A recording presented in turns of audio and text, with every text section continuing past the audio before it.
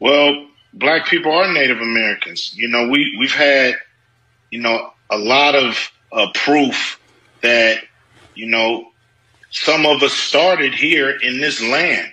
Everybody wasn't brought over from Africa. What are they doing here? They're Indians. This is one of my many unsuccessful experiments. You see, with Indians, there's absolutely nothing to be done. There's the same difference between a Negro and an Indian as there is between a dog and a coyote. You can put a dog on a leash, beat him, and he'll always be there to lick your feet. Take away a coyote's liberty, and you've cut off his air. An Indian will never be a slave. No one has ever been able to make them reproduce in captivity.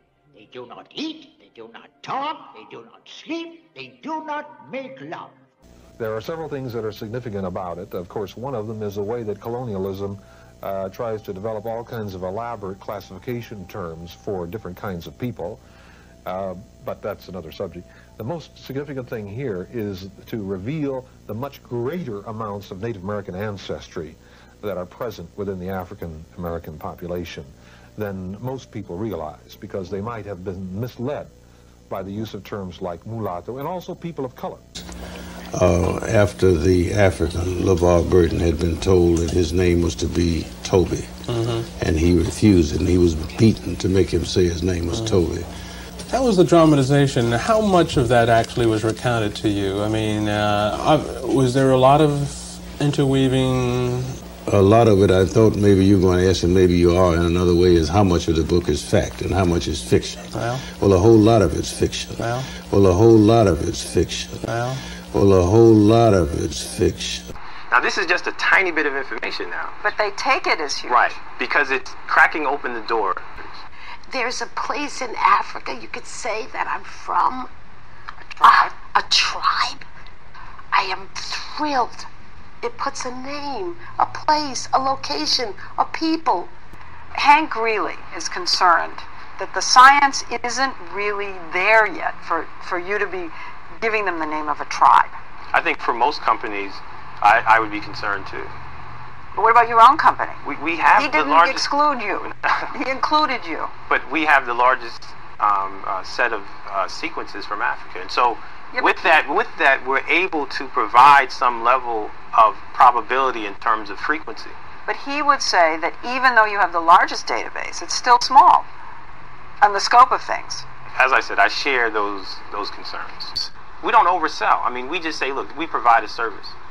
If you're interested in exploring a tiny bit of your DNA and trace its ancestry, we can do that.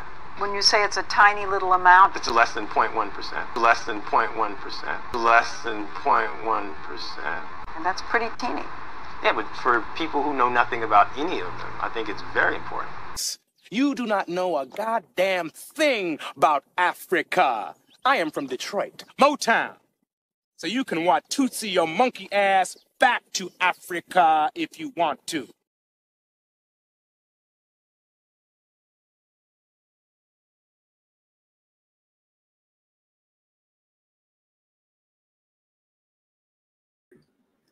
Give me one. No, don't give me one. Hey, how you doing? What's going on? I'm on the live now. Hey, y'all. What's going on? Happy Educational Friday. Sorry. You gonna give me some money if you hit. You. Don't play with me. Shit, nigga, we ain't nobody gonna have no money. If I don't get my cut, I'm sorry, I'm on live. You can't be doing that on here. How y'all doing? What's going on? This is Educational Friday. We don't be doing all that on these lives. What's going on? How y'all doing? Sorry, y'all. Sorry for the interruption. Y'all get in here and like the video. Get in here and like the video, y'all. Shout out to everybody in the building. Sorry, y'all. Sorry, I apologize. It was very unprofessional of me. You know what I'm saying? He talking about he gonna hit the lottery. He ain't gonna give me nothing. Shit, where I'm gonna be? Well, we both together. Where I'm gonna be? Shoot, you crazy? He ain't gonna give me no girl, please. We gonna both be looking at it. Ain't none of us gonna enjoy the money. You feel me? What's going on, y'all? All right, happy Educational Friday. We are here discussing what do we do? Oh, Zora Neale Hurston and the Harlem Renaissance. You guys, I feel like she an agent. What I do know is she worked with friends Boaz. Let's get her up here. Let's get Zora up here. Y'all get the likes up on the video. I want y'all to see Zora. You know, Zora, she's one of those girls. She was a literary person of the Renaissance era. Zora Neale Hurston, she was cool with Langston Hughes. She came in through W.E.B. Du Bois, and we all know he was NAACP Boulay. Okay. Also, she worked right under Franz Boas. Franz Boas, one of the people that got us thinking we come off these boats around here from Africa. Okay. Yes, she was a spy. Yes, she was allegedly.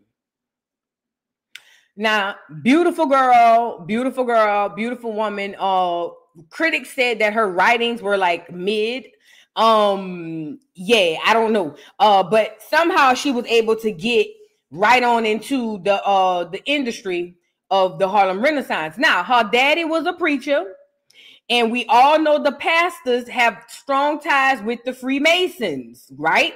This is what we know. We know that the pastors have strong ties with the Freemasons. Oh, somebody said Queen Latifah doppelganger. Yes, look, let me show y'all. Look at that. Now, if you go hard in my conspiracy theory bag, allegedly in the conspiracy theory people, they say them people be doing rituals and things of that nature so that they can recycle their time. You see what I'm saying? So that would mean her former life, she would be the writer. The second life, she would be the rapper. Does that make sense? You get it?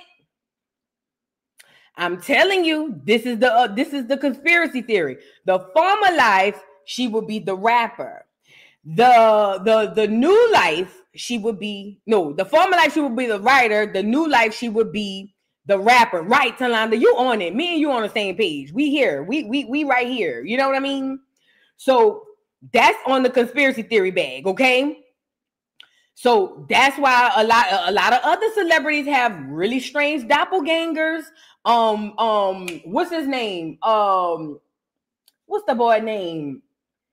A lot of celebrities, a lot of black celebrities have really crazy doppelgangers. Now, you know, somebody said that looks like it looked like it be her mother.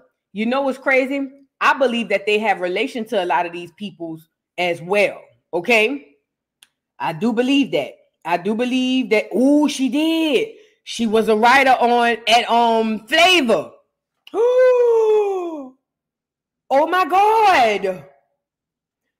On the show, she was the owner and writer of Flavor magazine.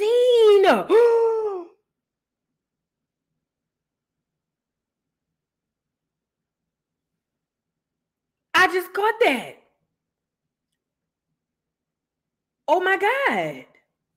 Girl, they time travel. That's another one. That is another one. Girl. I just put those two together. I didn't think about that. Wow. Yeah. Girl, look. That's what I'm saying. It depends on how deep you want to go in the conspiracy theory bag is where you go, what you get from this, okay?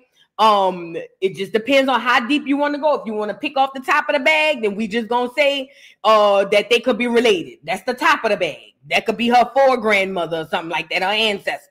But if we're going to dig deep down up in there, then we're going to get to talking about reincarnation. We're going to get to talking about all types of things. Okay? I'm just saying. Dipple Pop said, conspiracy my ass. That shit real. Exactly. You know what I'm saying? Time traveling. Ooh, look, Tip Renee. You do know that time traveling was a thing, right? Like in real life. Like I know they put it in the movies and they say, oh, it never happened. It was a conspiracy theory. The brain cannot compute something that has never existed. Time traveling was a thing. Okay? Nigga said, if she was a dagger, I'm done. Hold on, Abundance and Clarity. Let me mess your head up. Guess what? She was a big component in the Harlem Renaissance, right? Guess what else was a major component of the Harlem Renaissance? Oh, and she was a feminist. But guess what else was a major component of the Harlem Renaissance? The LGBTQ movement. That was before they called it the LGBTQ, but I'm just saying. The LGBTQ movement was major in the Harlem Renaissance. They just they tucked that under the table. You feel what I'm saying? Hey, girl, listen. This is Educational Friday. Welcome to the party. You're late. Girl, let's get into it, okay? I was just the L. It was just the L then. No, listen. A lot of the clears that were behind the scenes pulling the strings, they were not only in the movement, but they were sleeping with a lot of people in the movement. Langston Hughes. Ooh. Is y'all ready or no? Oh, yeah. Your beloved Langston Hughes was a pussy monster. You get it? All right. Now, hey. No. This is a fact. So, I don't know. But this is what they said. I didn't say it. This is what they said, okay? They say he loved to give up a little pussy every now and again, okay? Ain't nothing wrong with the little pussy giving up. I promote people giving up the pussy, but just say that so we all know. You know what I mean? That's all I got to see. But nevertheless, oh yeah, James Baldwin, yes, ma'am. But you could tell in the way he carried himself. Yes, ma'am. Yes, ma'am. Not only that, what's his name? They did a movie about him over there with Mike. Oh yeah, let's talk about it. Let's bring it all out. What's the man name? He got a movie on Netflix. He was one of the major figures in the civil rights movement, and he also that man name on the tip of my tongue. Somebody gonna put it in the chat. They did a movie about him. Oh yeah, girl, the people was down there. And listen, that's not a problem. I think the only problem was it wasn't Lunkin. It wasn't Quincy Jones. Bayard Ruskin. That's his name. Bayard Ruskin. That was his name. Yes, ma'am. Rustin. Yes, his name. Bayard Rustin. That's who I'm talking about. Big in the community, girl. As a matter of fact, they had to keep their relationship that they were really close on the low, Mike, and Bayard, because back in them days, remember, it was illegal to do that. They was busting in the gay clubs and arresting people. Listen, the community been around us forever. That's been since the beginning of time. I said that before. Okay. So I remember I'll tell you like this, and this could probably explain the way I feel about it. So I remember when we was growing up in New Orleans, they used to have a lot of punks. And I used to be saying, y'all know I question everything. But I used to be saying, dang, they got all these punks, but who messing with them? Like, where all these punks ain't celibate. You know what I'm saying? I'm talking about I was in high school looking like that. Like, wait a minute, because they got a lot of punks from New Orleans. And I used to be saying, who messing with all these punks? You know what I mean? They got to be messing with somebody. Why is this important? That's been the history of black people. They got a lot of black people who be on the down low, black men and women, and don't want to say nothing. You know what I mean? They want to put on the front. That's why a lot of their daddies was cross-dressing. Marvin Gaye, hello. That's why a lot of their daddies was cross-dressing, because they had to put on a front because it wasn't accepted down at the church house, even though everybody knew the man that ran the church, the choir was gay. It's two left shoes. Girl, listen, we ain't even got started yet. I believe Zora Neale Hurston was a spy. She worked under Franz Boas. Yes. Franz Boas. Let's get him up here. Hold on.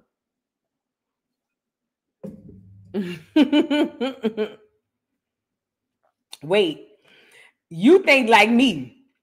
Kiana said, I used to wonder who tooting Luther's boots. Me too. I be thinking like that. On my soul, I be thinking like that. Like for real. Like, I ain't never seen Luther with a wife, right? And I'm like, I know Luther ain't over here celibate. Who's smashing on Big Lou?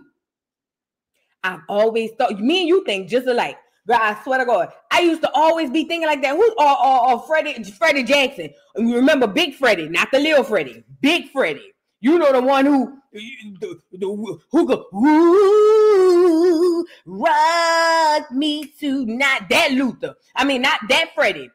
Who was banging on Big Freddie? I be thinking stuff like that. We think just alike.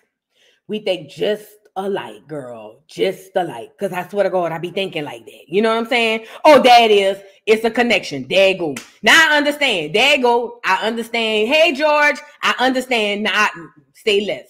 That's all you had to say. Say less. Say less. Say less. Because, girl, I be thinking like that. Like, who was... Anyways. Now, I did hear a faint whisper of Malcolm. Well, I know for a fact that the rumor is that Martin was clapping cheeks and not just the women's. I can't wait till the FBI drop them tapes, but that's a whole nother story, okay? But nevertheless, I know Mike allegedly was clapping them cheeks or getting the cheeks clapped. I don't know if he was top or bottom, but I did hear once before that Malcolm may have, but I think that they were just so hard trying to assassinate his name. Maybe I'm wrong. I don't know, but I don't know. Listen, we about to get into it. Zora Neale Hurston. Martin was definitely a little loose-wristed. Girl. Girl, look, don't get me started. Y'all know how I feel about Mike. Y'all know how I feel about Mike. Don't get me started. I just be waiting on a reason for him. You know what I'm saying? I just be waiting on a reason, girl, for him. Because he just blows me. Let me get this. I don't know if I sent this article to me. Get the likes up, y'all. Get the likes up. Get the likes up. Get the likes up. So let's start with Zora Neale Hurston and France Boas. Now, let me go back. Zora Neale Hurston was a writer. What she did was she would go around to the Black people all over America and even in the Americas, and she would write about them, right? She would write about them, and people just thought, oh, wow, this is nice. She gets to show depictions of Black people all over the Americas. Well, that's not how that went. Allegedly, she was a spy going back giving stuff to the government. I have another thing. thing I want to tell y'all about too. W.E.B. Du Bois and the NAACP. Or why we call Martin Mike? Because his name is Michael. His name is Michael King, not Martin Luther King. He changed it after he came from studying abroad in Europe. But his actual name prior to that, when he was out here backsliding with them clear women, was Michael King. And then his daddy, the Freemason, sent him off to Europe, where he studied under a lot of them people down there, and they came back and renamed him Martin Luther the King. But his real name is Michael King. And it was alleged that he ain't even from Acorn, but I haven't dived deep enough in there to talk about it, but that's what they said. I don't know. Okay. Yeah. Was she one of Hoover's agents? Girl, everybody got investigated by Hoover, but not Zora. What's up? Zora ain't never get investigated by Hoover.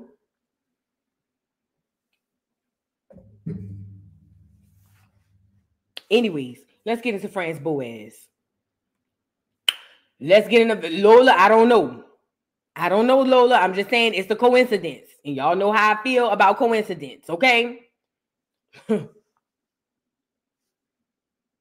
I'm just saying. Now, let's get into Zora. Listen, this is what I'm learning. Whoever the government props up, look at them and think twice about them.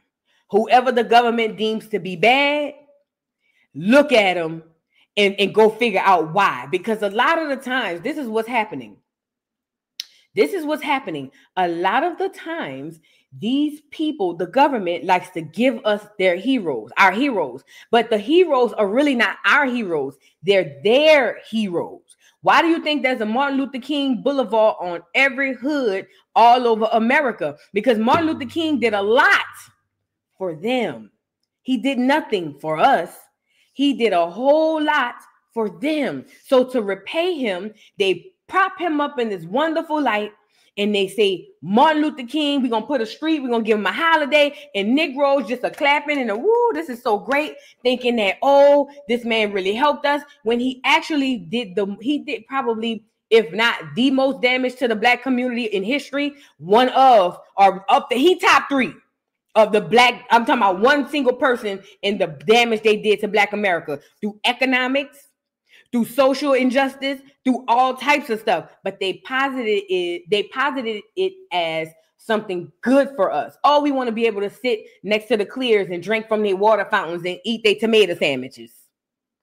Okay? That's what we was fighting for. See, nobody don't want to say that. We was fighting for to sit next to them at the movie theater, drink off their water fountain, and eat a tomato sandwich with them.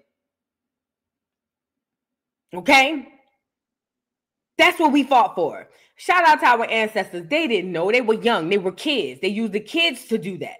Okay? So shout out to the ancestors. This is no slight to the ancestors. They were used. They had no idea. But the gag was, through that, we lost a crap ton of land through voting. When we passed the voters' right and we went down there to register to vote, a lot of our ancestors lost a lot of land. We lost land. We lost economic independence. We lost economic rights, because just like now, it's hard for a Negro to own anything. Like lock, stock, and barrel, back then we owned everything.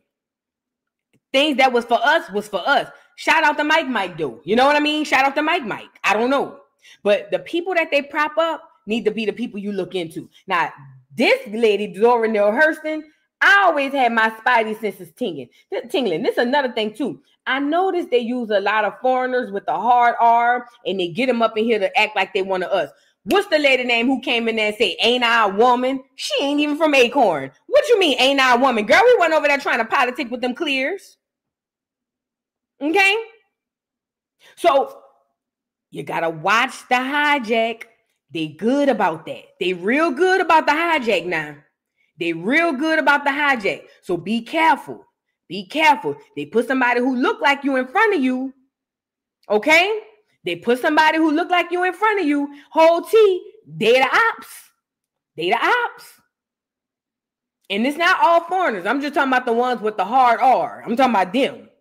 You know what I mean? Y'all get the likes up. Get the likes up. Get the likes up. Look at Real Talk with Miss J.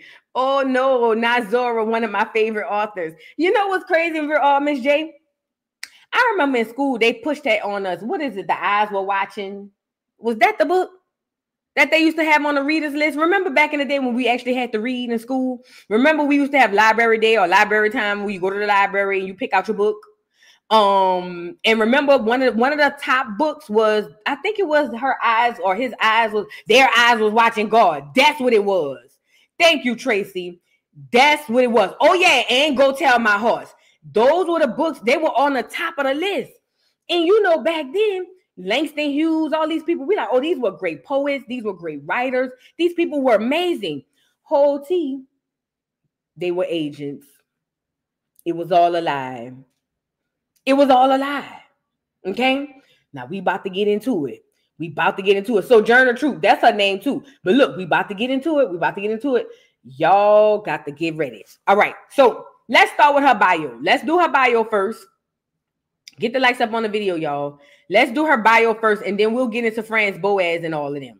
Now, I normally don't use Wikipedia. I understand that that's probably the worst thing to use, but for the purpose of just trying to see who the heifer was, we're going to go with the move, okay? Now, get the likes up on the video, and let's get into it. All right, girl, and if Wikipedia asks me for a donation one more time, I ain't got no money. The hell y'all think this is? Why would I donate to Wikipedia and y'all around here lying to everybody? Okay? Girl, so let's get into it, y'all. Look. So, according to Wikipedia, let me get this thing off here because they trying to ask me for money. I don't want to donate. Okay. Zora Neale Hurston, born in 1891. She died in 1960, January. She was an American writer, anthropologist, folklorist, and documentary filmmaker. She portrayed racial struggles in the early 20th century American South. Why they come down here? I mean, I know she's from Alabama, but still, you know, and published the research on hoodoo and Caribbean voodoo. So yes, shout out to my cousins down here in the chat. She was around there by y'all too. Okay? Yes, she was around there in the Caribbeans trying to get y'all tea and bring it back to the doggone people. Yes, she was. Yes, she was. So it's a lot of y'all wonder why some of y'all hoodoo and voodoo stopped working. Shout out to Zora.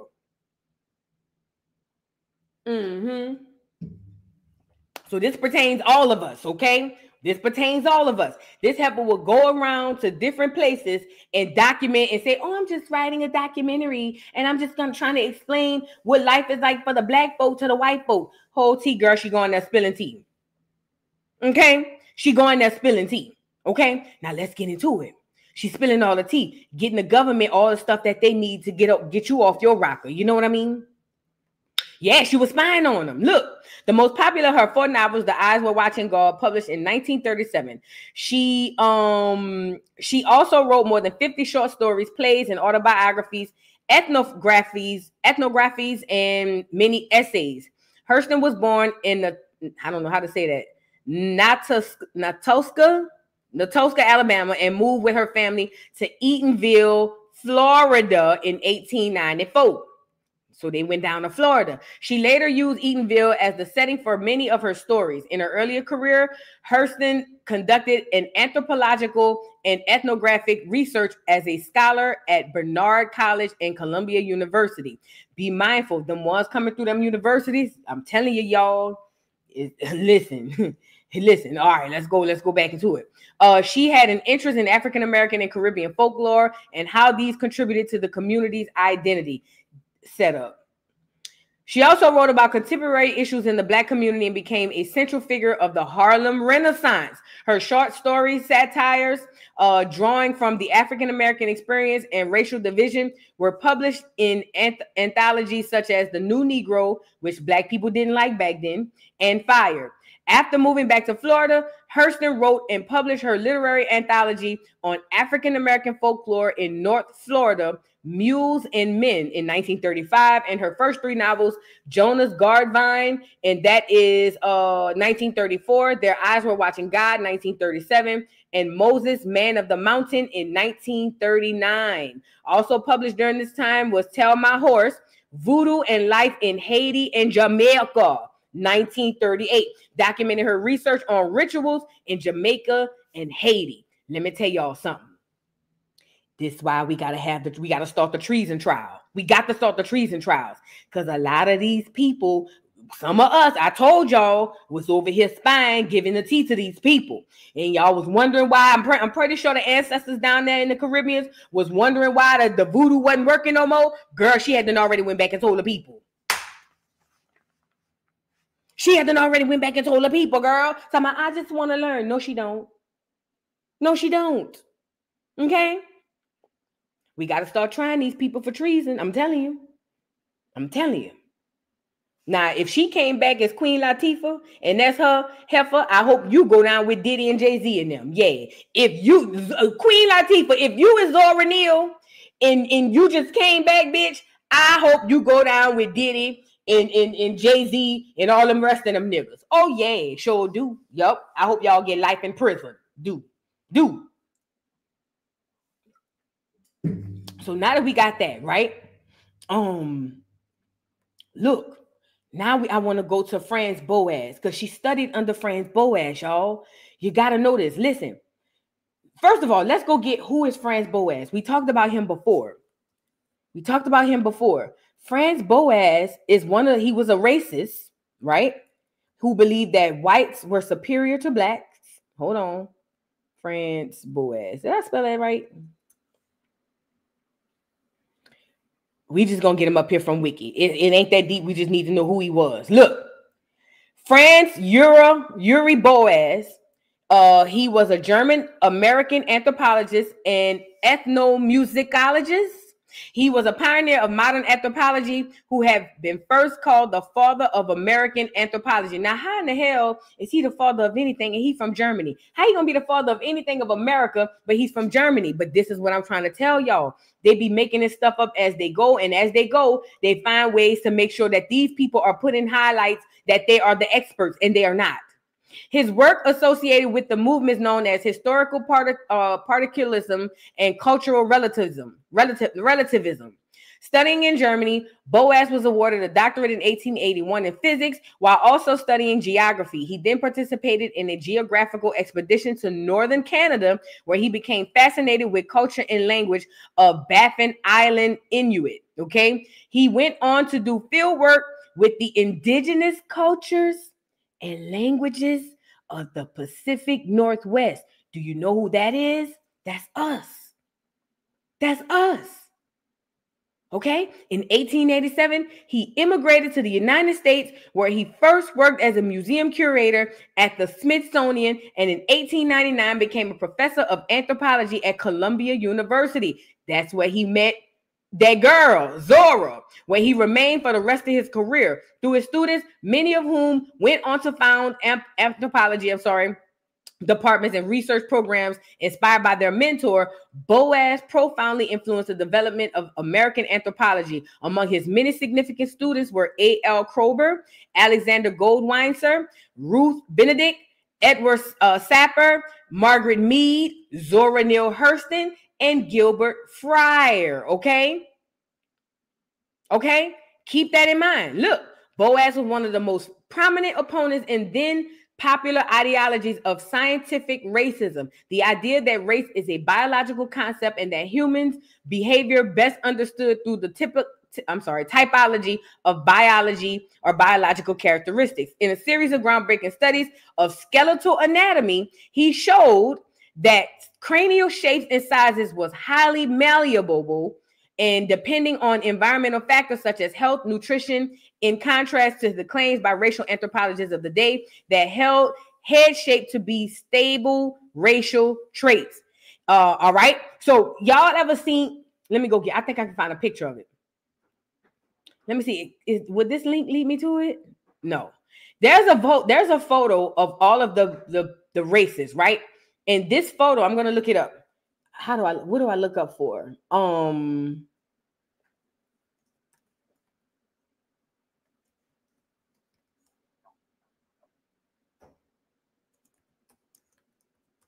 I want to show y'all what he was doing. Hold on. Get the likes up on the video.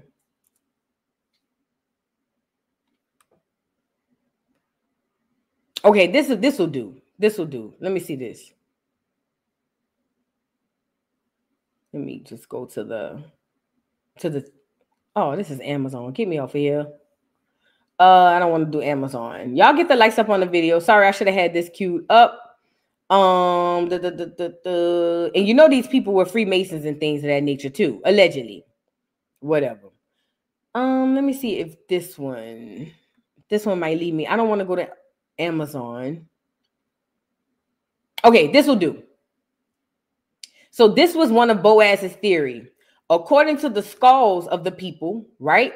You can tell who's who. So here's the Caucasoid skull, right? Here's the Mongolian. That's them $5 footlongs. Don't they look like that? Them little Asians mixed with all that other stuff, right? Congoid. That's the blacks from the Congolo.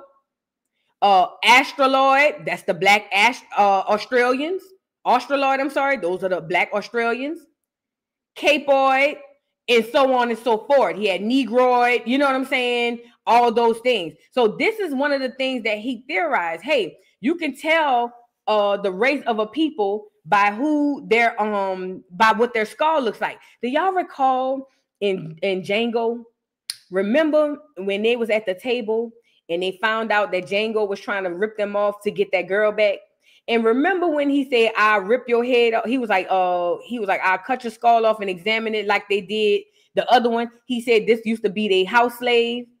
And he said his father was a follower of, I can't remember, but he said he used to look at the skulls, and he's like, and see in the black skull, in the African American skull, he said y'all have a dent here, here, and here. Y'all remember that? That's kind of what this is, okay? But Franz Boas didn't know shit. He was from Germany. He coming over here telling us about culture just because he studied the indigenous people. Yeah, he didn't know nothing, but they deemed him as one of the fathers of anthropology. And listen, under his lineage, or under his studies, were clears and Negroes alike. Hence, Zora Neale Hurston, okay?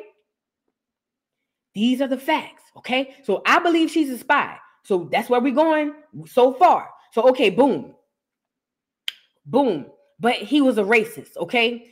He did not like Black Americans. He did not. He did not like indigenous people, which were us, okay? Now, going back here, let me see if there's anything else I want to pull up off of here.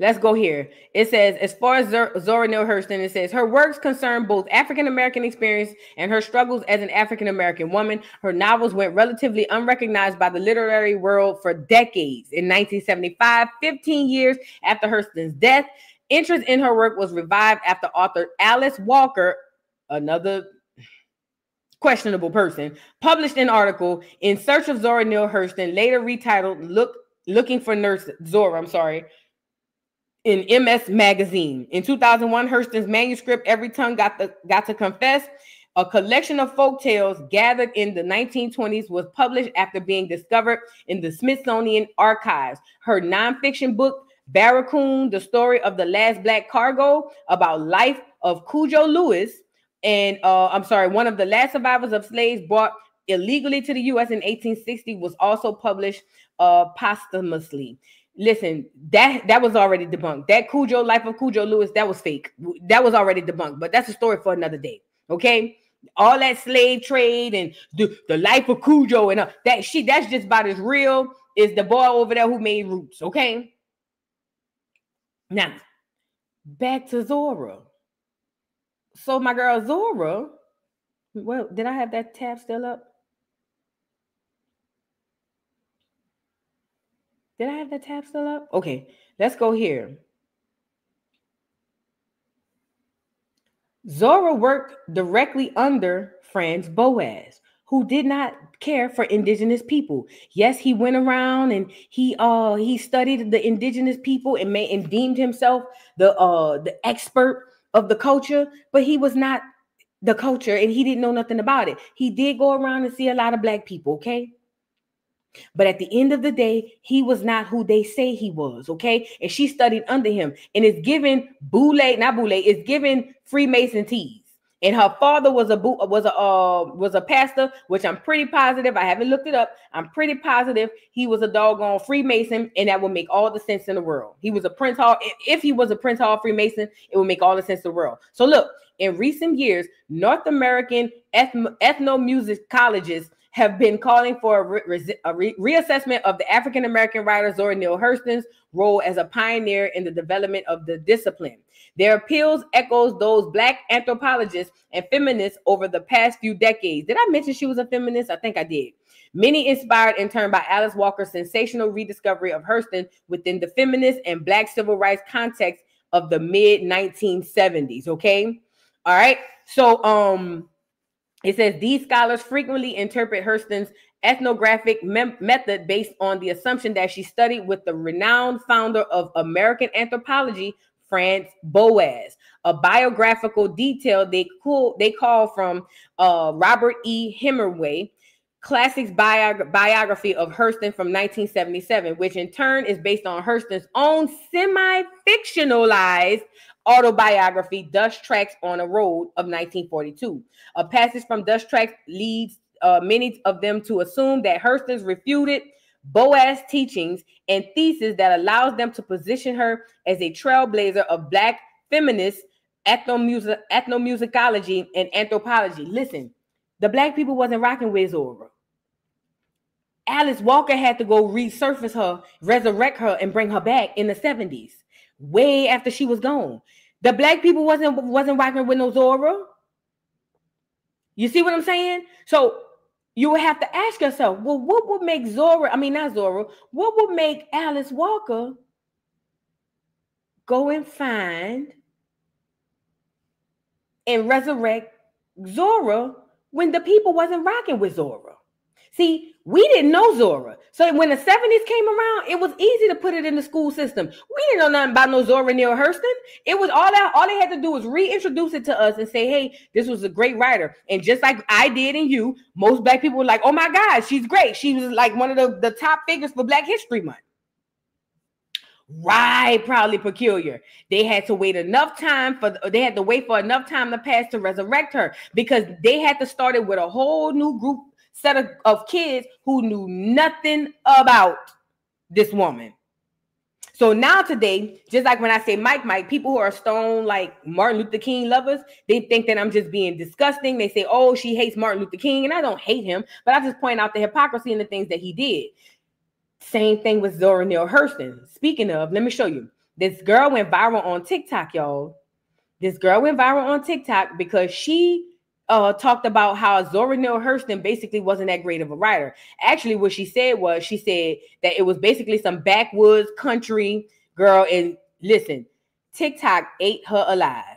They ate her alive. But again, this is a whole new group of people. They didn't know. They didn't know. Let me get the girl up here. Y'all get the likes up on the video. Girl, they ate her alive. Do you hear me? Because all they know is what they learned in school and what the school told us, which was, oh yeah, girl, this lady was amazing. Where the girl at? I think I still have it up on my phone.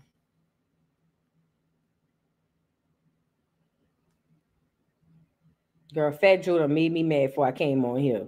That's what I was over here talking about. So when y'all gonna start telling? Sorry, y'all.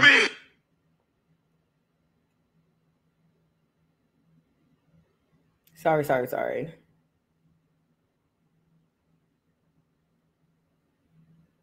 I should have had this. I thought I had it already up on here. So this girl goes viral on TikTok. Here she goes. Liars, they do not read Zora Neale This is Stitch Hurston though. books. Damn, she deleted the post. She deleted the post. I want just the girl on here. Let me see what the girl name is. I probably could find it if I search it like that. Liars, they do not. Stitch with the Cosmic Experience. Okay.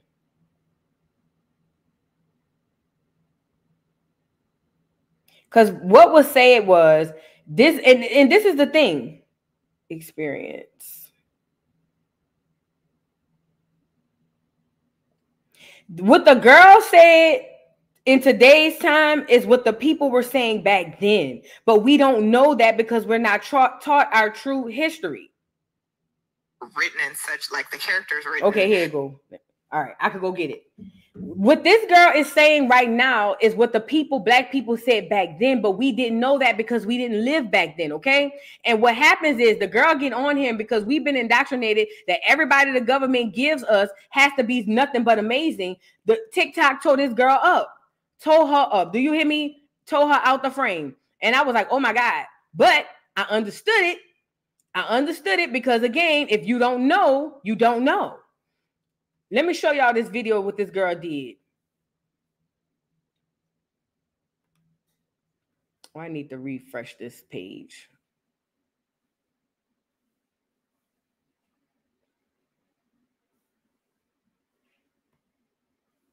Girl, these notifications be blowing me, girl. Look what the girl said. And listen, it might be triggering, but she literally said what the people used to say about Zora back then. Look. Just and hard to read. They're written in such, like the characters written in such a like backwoods country slave speak, like inarticulate. At 5:30, a tall man came into the place. Janie was leaning on the counter, making aimless pencil marks on a piece of wrapping paper. She knew she didn't know his name, but he looked familiar. "Good evening, Miss Starks," he said with a sly grin as if they had a good joke together. She was in favor of the story that was making him laugh before she even heard it. I didn't realize it was a stitch. But that's pleasantly. Listen, let me back up. Are very hard to digest and hard to read. They're written in such like the characters written in such a like backwoods country slave speak, like inarticulate. She didn't say nothing different than what the people were saying back then. Okay. I know it sounds harsh. It sounds like, girl, you just hating. Why would you say that about the ancestor? But listen, that's really how they was. And this girl, I guess, is on here reading something else that Zora Neale Hurston wrote. But the facts of the matter is Zora Neale Hurston allegedly was placed where she was. She was placed there for a reason. Listen, remember how I tell y'all about celebrity? And I feel like I say, y'all think their real jobs are the talents that you see, either writing, acting, dancing. I said, that's not them. That's not their real jobs. Their real jobs is to mislead you. It's the same thing with this. Zora Neale Hurston's real job was not to write. It was to spy, allegedly. Okay. I don't know it to be fact. I'm a conspiracy theorist, but her real job was to be a spy and to take notes and bring it back to the powers that be, the government. Does that make sense? So when the girl was saying, oh, it was a lot of slave talk, she wasn't lying. So much so, the people in the South did not like the fact that she depicted them in such a way, because she felt like the people in the South were like, listen, and if you're from up north, you don't understand this, because I know up north people think all the people down south are slow. I know that to be a fact. So, you know, not all of them, but most of them, like, they come down here and think like, oh, they slow, they country, blah, blah, blah, blah, blah. These are the facts. The people in the South, when they would see her stuff that would get published, they were livid, because they felt like, yo, this isn't the representation of us that we gave to you. Okay.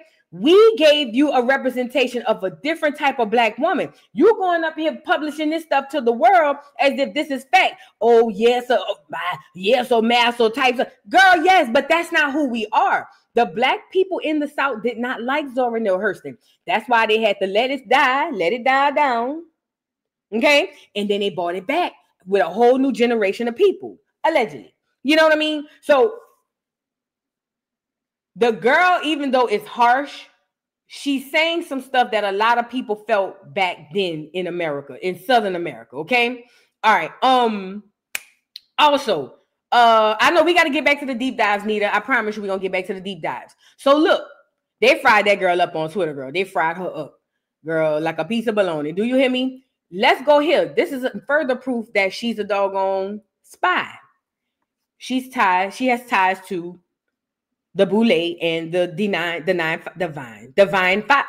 Nine. I'm sorry. So listen, college and slightly after. In college, Hurston learned how to view. First of all, I think she went back to high school in her 20s. But look,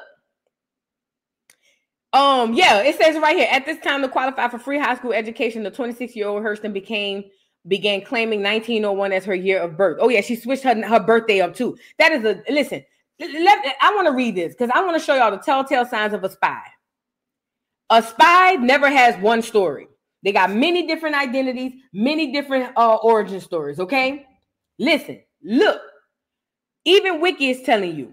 In 1916, Hurston was employed as a maid by the lead singer of the touring Gilbert and Sullivan Theatrical Company. In 1917, she resumed her formal education by attending night school at Morgan Academy, known as Morgan State University, a historically black college in Baltimore, Maryland. At this time, to qualify for free high school education, the 26-year-old Hurston began claiming 1901 as her year of birth. She graduated from the high school in 1918. So if she started in 1917 and finished in 1918, she got a high school diploma at 27. I'm sorry. If she started at 26, right?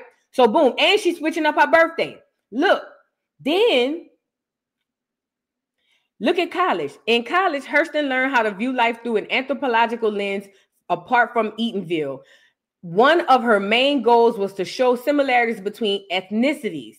In 1918, Hurston began her studies at Howard University, a historically black college in Washington, D.C. She was one of the first members of the Zeta Phi Beta sorority, founded by and for black women. She was also one of the first in her family to attend college, meaning that she was the first generation college student. While at Howard, Hurston co-founded the Hilltop, the university's top student newspaper, and she took courses in Spanish, English, Greek, and public speaking, and earned an associate's degree in 1920. Okay, in 21, she wrote a short story, John Redding Goes to Sea, that qualified her to become a member of Alan Locke's literary club, The Stylist. Listen,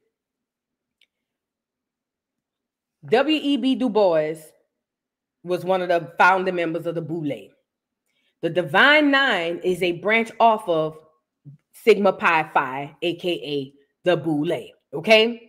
Now, let's just call it a coincidence.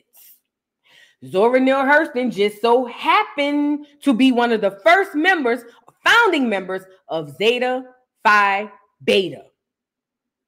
And her and W.E.B. Du Bois work together in the future on a lot of things. Again, it could be all a coincidence. I don't know. It could be all a coincidence, but I'm going to err on the side that it's not, okay? The birthday switching from 1901 to 1903, I raise my eyebrows. The high school diploma or the GED at 27 years old and then going to a prestigious college and being able to learn all the things that she's learned. Okay? Let's make this make sense. Now, I don't know this to be a fact. I'm a conspiracy theorist. We just over here talking and running our mouth, okay? So now, let's get into her NWEB. Before we get to Langston, do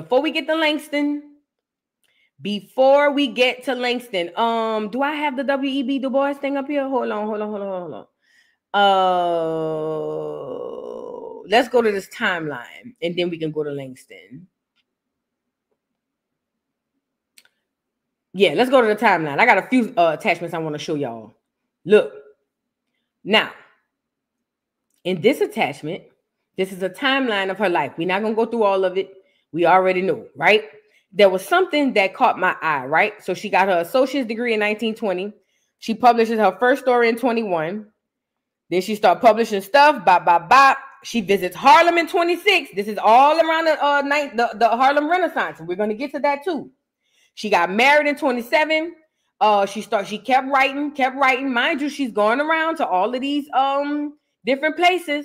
She's going around to all these different places. She's writing. She goes to Jamaica. She do a research there in 1936. Okay. It says Hurston is awarded the Guggenheim Fellowship to study Obeach, the practice of sorcery in the West Indies from April to September. She conducted research in Jamaica. So, yes, she was down there spying over there, allegedly. Okay? But it was something...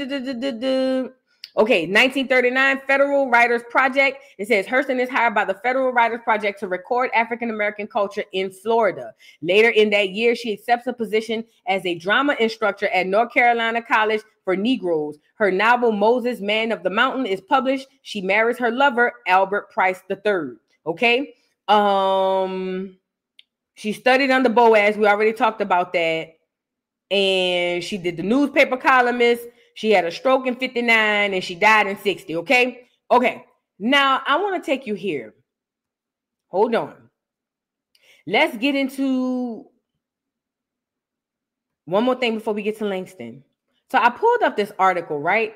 Because I was trying to see, like, okay, because with Google, you got to be very direct with what you're asking about. And I was like, was Zora Neale Hurston a spy? Now I'm not going to read all of this because it all doesn't matter. I want to get to the part about the sellout. Listen, it says, Eyes was not well received by Black American literary community. Oh, this is also by DustinTribe.com. This is an article by DustinTribe.com, okay? Look. This article says, Eyes Were Watching God was not well received by the Black American literary community. Ralph Ellison said the book contained a blight of calculated burlesque. He says, Alain Locke wrote in a review, when will the Negro novelist of maturity, who knows how to tell a story convincingly, which is Miss Hurston's cradle gift, come to grips with motive fiction and social documentation or document fiction? Otis Ferguson wrote, it isn't that the novel is bad, but that it deserves to be better. Admittedly, they were all men, but men with an ad-libbing or abiding interest in the preservation of the advancement of Black American history and culture. This wasn't just what these novelists were feeling. This is what the culture was feeling, okay? Meanwhile, reviews of Hurston books in the mainstream white press were largely positive. And this is where the story finally gains interest. So the Negroes wasn't buying it. The Negroes did not rock with Zora Neale Hurston. But the Clears put it in the press as if it was the bee's knees. Okay? The Negroes didn't like it, but the Clears put it in the press as if it was the bee's knees. Now, if you are over there documenting Black America, and Black America is like, get that away from me, how can the press then go back and say it was amazing? Look, I'm making a case. This is a conspiracy theory. Look. Okay. Any conversation about Hurston must involve the so-called Harlem Renaissance, an intellectual and cultural revival of African American music, dance, art, fashion, literature, theater, politics, and scholarship centered in Harlem and spanning the 1920s and 30s. But for some, this was more of a marketing campaign than a cultural revival. So Black people is over there saying, yeah, that's cute for TV, but that really ain't doing nothing for the culture. That's what they're saying. That's why they say the so-called Harlem Renaissance. It was all a bunch of propaganda, according to the people allegedly of that time. It says the Black American intellectual Hubert Harrison challenged the notion of the Renaissance. Harrison's biographer Jeffrey Perry says that he questioned the Renaissance concept on grounds of its willingness to take standards of value ready-made from white society because there was the clear people behind it, and on its claims to being a significant new rebirth. He maintained that there had been an uninterrupted, though ignored, stream of literary and artistic products flowing from Negro writers from 1850 into the 1920s. The Harlem Renaissance linked Black writers with white publishers, and they needed stories that would sell. Whereas Hurston may have had bills to pay, Harrison was a staunch anti-capitalist, and he saw through the branding. Hurston was getting her bag. Hurston was getting her coin and selling the Negro down for it. Okay? This is what the culture was feeling. This is what the streets were saying. Okay? This ain't what I said. I wasn't there. The streets were saying it's cute for the TV in the newspapers, but girl, that ain't doing nothing for the culture. And they getting paid. That's what the people were saying. Oh, Sumerian said, my daddy told me that. She said, OMG, my daddy told me this, and I didn't want to believe him. Hey. The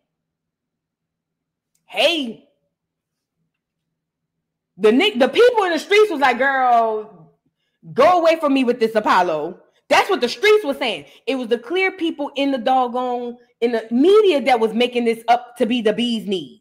It was a bunch of spies working together. Allegedly. This is a conspiracy theory, okay? So look, suggestion that men were threatened by Hurston's bold vision of liberated women missed the mark. Black American literary and intellectual giants recognized in eyes a mimicry of white middle-class aspiration with a background cast of caricature Black country folk. Go back to what the girl said on TikTok. What did the girl say on TikTok? I'm going to read that one more time, and we're going to go back to what the girl said on TikTok. Because, see, y'all, what we're not going to do is act like people. See, we live in a society where if people have a difference of opinion, we automatically assume it's hating. I'm going to read this again, and I'm going to go back to what the girl just said on TikTok. In that last sentence, it says, Black American literary and intellectual giants recognize eyes, that's eyes were watching God, a mimicry of white middle-class aspiration with a background cast of caricature Black country folk. I told you this with the culture feeling, right? Now go back to what the girl said on TikTok, and people gonna be mad, but it's the truth. That's what the culture was feeling. Look. Is it playing? Oh. Hold on.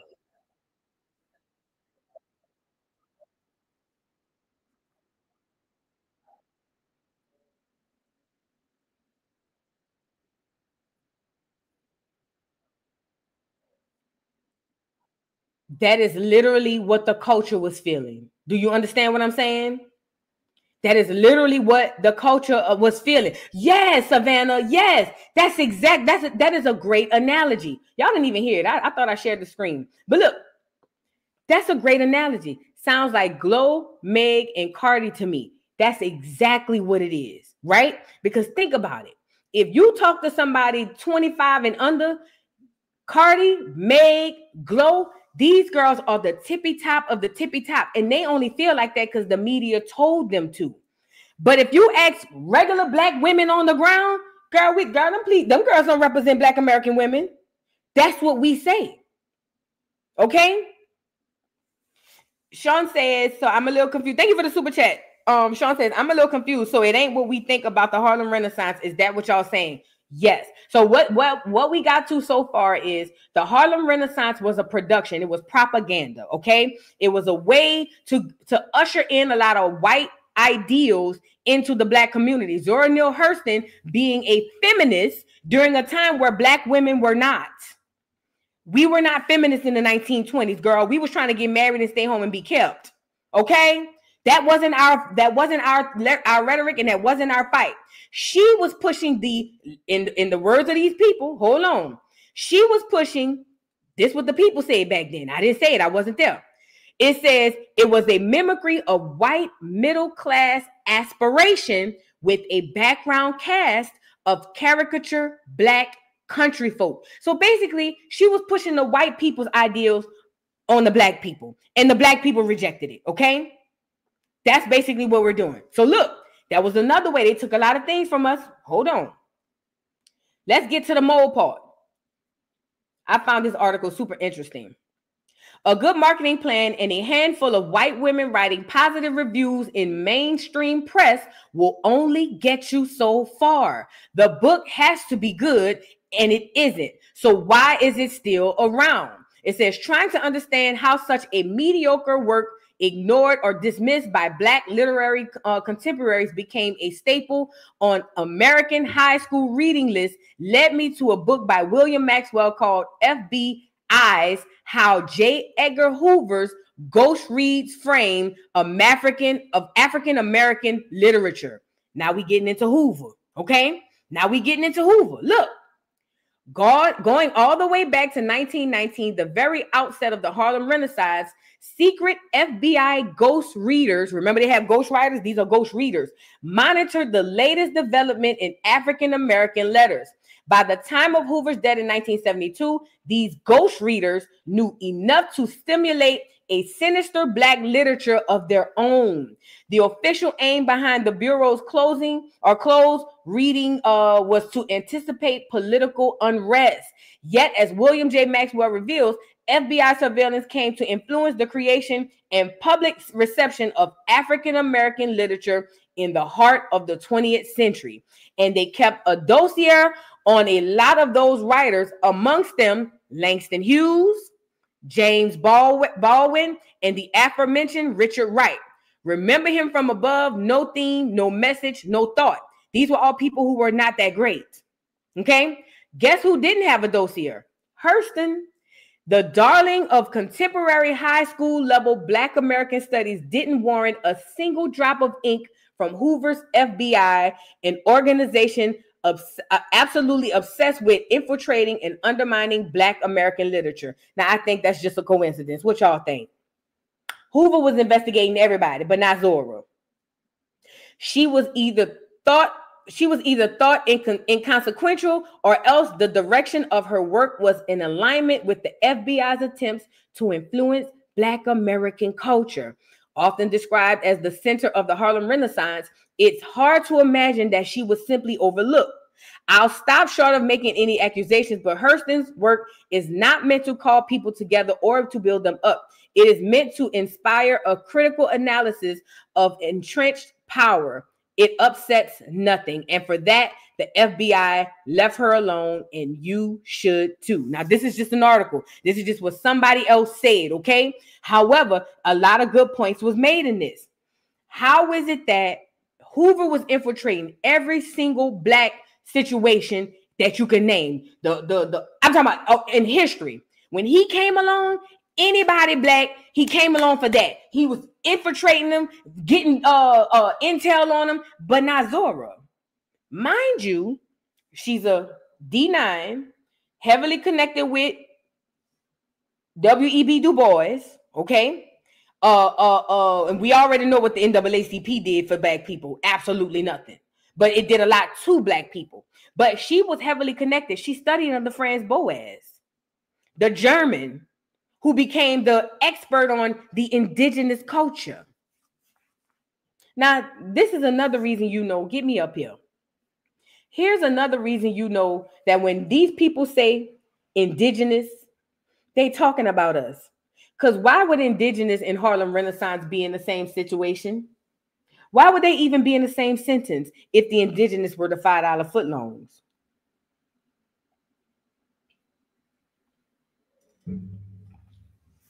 I'll wait. Because see, when you read anything else, when you say indigenous, they always show you the $5 footlongs. So why would indigenous be connected to an all-black Harlem Renaissance? Because we were the indigenous, okay? Franz Boas started studying us, and then he enlisted helps of others, one of Zora Neale Hurston, and there you go, Harlem Renaissance, okay? Allegedly. I'm a conspiracy theorist. You know what I mean? Don't pay me no mind, but keep your ears open. Look. So I found that to be funny. Now let's get into her and loose-wristed Langston. Oh, yes. Let's get into her and loose-wristed Langston. Okay? Get the likes up, y'all. I'm sorry. Sorry, y'all. Sorry. Where is, here we go. Is that it? No, that's the timeline. I have an article here. Her and Langston Hughes are the two major figures of the Harlem Renaissance. Now, it has been alleged, this is from New York Public Library.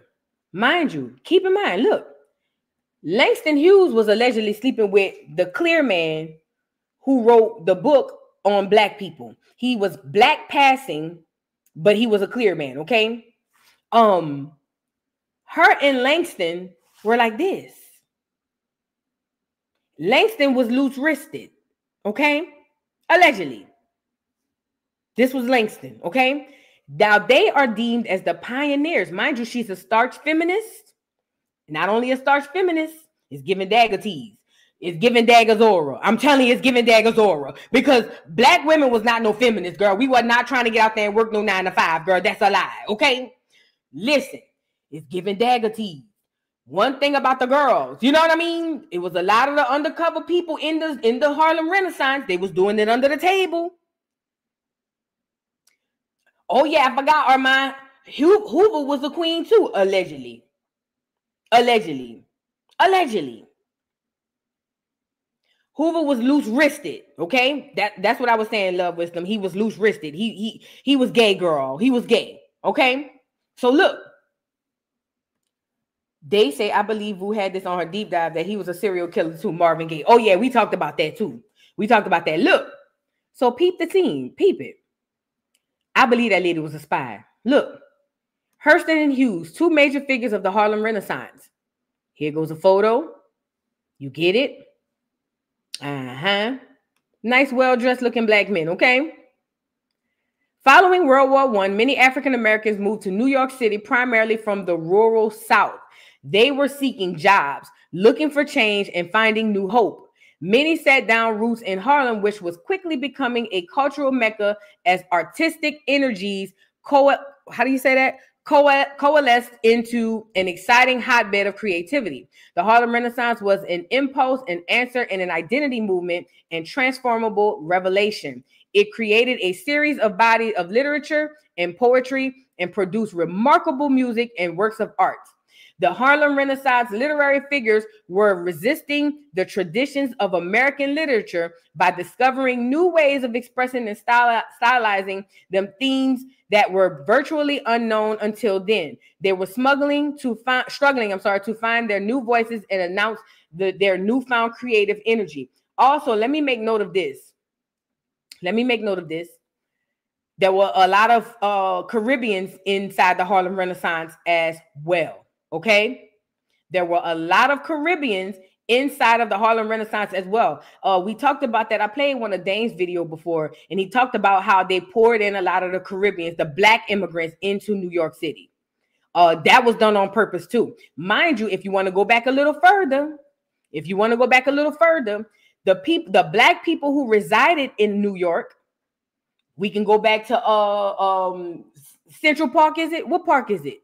What park that was where they had that all black community and they ran them people up out of there? Remember that? Because those were indigenous people to New York. Okay, they ran them people up out of there. And now some of them remain, but they poured in a lot of black immigrants to kind of like muddy up the waters. Seneca Park. That's what it was, Love Wisdom. Thank you. Seneca Park. They poured in a lot of immigrants to kind of muddy up the genes and kind of mix stuff up. That's why New York people are mixed up today. No shade, but you know what I mean? They, shout out to New York, but a lot of them, they learned different stuff, okay? But anyway, look. So it was the immigrants, the Caribbeans, and the blacks that were in there doing that, right? Some of the major main figures of the literary was Harlem Renaissance were Jean Toomer, Jesse Fawcett, Claude McKay, James Weldon Johnson, Alain Locke, Eric D. Waldron. It says Zora Neale Hurston and Langston Hughes. These last two, Zora Neale Hurston and Langston Hughes, shared a patron, Charlotte Mason, and for many years, a close friendship. The pair even worked together to write the Farracle play Mule Bone, a comedy of Negro life. However, the collaboration ended the friendship. Yuval Taylor wrote about the friendship and falling out in Zora and Langston, a story of friendship and betrayal. Each made significant contributions to literature and influenced generations of black writers. Actually, Zora definitely didn't. Langston Hughes, born 1901 to 1967, through his plays, essays, short stories, nonfiction works, and poetry, wrote about racial injustice and racial consciousness and African-American culture that could already be found in jazz and blues that were all over New York City in the 1920s. His major works include The Weary Blues, Not Without Laughter, Mule Bone, a comedy of Negro life, The Ways of White Folks, Trouble Island, a montage of a dream deferred, and a famous Negro heroes of America. Okay, now this Zora, look at Zora, messy boots. Look at her, messy boots with that cigarette in her hand. Girl, Zora, don't get me to Zora, please. Zora Neale Hurston, 1891 to 1960, was an anthropologist and author whose works include Mules and Men's, Moses, Man of the Mountain, and the posthumously published Barracoon, the story of the last black cargo. She wrote her famous novel, Their Eyes Were Watching God, 1937, as a controversial manifesto of a woman liberated from her racial history and from brutal domestic violence. The themes that Zora Neale Hurston introduced to American literary life were painful and obvious, but they were also daring and provoking strong reactions and reverberating deliberations. Some African-American literary critics found her style lacking and questioned her employment of rural dialects. They did not decode the true fabric of her writing. She was one of the first authors to start shaping the voice of African-American anger, and there was no way of making this look nice or cozy. It had to be bitter, unpolished, rude, and authentic. So this is what was going on. Zora was going down to the South, and you know how Southern people have no, Zora was not respected, T. Haynes. So you know how Southern people have a drawl, right? Like, for instance, if you talk to somebody from Alabama, they might say, yeah, girl, just going down to the stove. Or if you talk to somebody from New Orleans, we kind of a little more crisp with our thing. What she was doing was she was overdoing the cosplaying of Southern black women. She was trying to be the voice of Southern blacks, but overdoing the cosplaying. Does that make sense? So when she would write all that extra, yes, I sure did, Now, this is a good question. Was Zora Acorn? Every time I look, it says she was African American. Now, she was born in Alabama, so she may be, but I don't know. It's hard to find out, okay? It's hard to find out, but that's a good question. I'm going to look into that. because it was given foreigner with the hard RTs, okay? Yeah, over dramatic, performative. That's exactly what it was, okay? Yeah, whoa Vicky S. That's perfect. Like whoa Vicky B. Just like that. But a black woman doing it. So that's probably why the culture wasn't feeling this, right? So, and I got a video I want to show y'all too. The people did not like Zora and her point of view in the way, get her up here. There she go. Smoking her Marlboro. The people wasn't feeling no Zora. And that's why when she died, they let her die for a while. A couple generations go by, then they resurrected her, Alice Walker. And I'm squinting my eyes at her too. Okay? Yeah, right. That's what it was, Love Wisdom. She said, so Zora was like the white woman that revised Sojourner Truth's speech. Yes. And this is the thing. The things that she would write about, feminism and all that stuff, liberation from men, black women wasn't talking like that. Black women wasn't talking like that. Listen, the culture, even though it was toxic, was even if your husband was beating you, you stay with your husband, especially in the South. There was a time in the South, especially during those days. Look, especially during those days, if you had a husband, you didn't leave your husband. He could cheat on you. He could beat on you. Mind you, these are white Jesus praising blacks we talking about here. Turn the other cheek Negroes when it comes to your man. So your husband could cheat on you, beat on you. He could be a gambler. He could do all these things. Black women wasn't taught to leave your husband and liberate from that. Black people were not taught to liberate from that. You were taught you have a husband that can take care of you. You stay.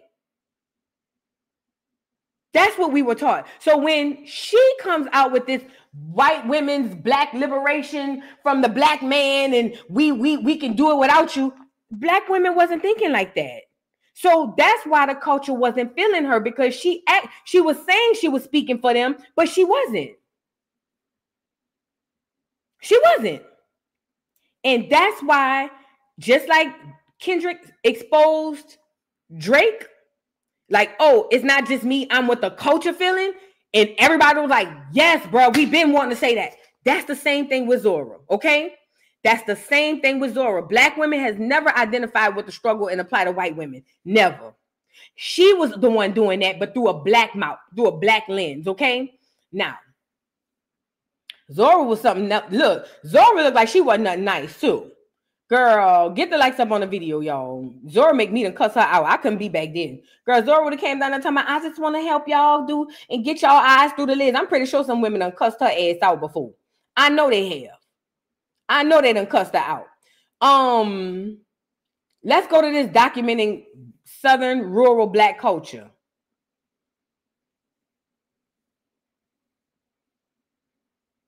I want to show y'all this little video right quick. I hope that this don't get, hold on. I hope that this doesn't get copyright. Hopefully, but we'll see. Look at this video, this little short doc on her. Look, and this is her going down south to document black culture. Look. She created worlds like we know in our neighborhoods, which really bothered many of her contemporaries because they wanted you already know he a op. He the one who said that they made Oprah say she was from the Zulu tribe. He over there messing with the ancestry people. We already know this Negro here op. Please, you can't listen to nothing he said, because he lied and told us straight in our face he lied. So just every time I see him, my nerves get bad. But look. Official Negro to be represented. Refined African American who didn't gamble and didn't engage in extramarital sex and didn't tell lies and signify. What I had wanted to tell was the story of a man. And from what I had read and heard, Negroes were supposed to write about the race problem. I am thoroughly sick of the subject.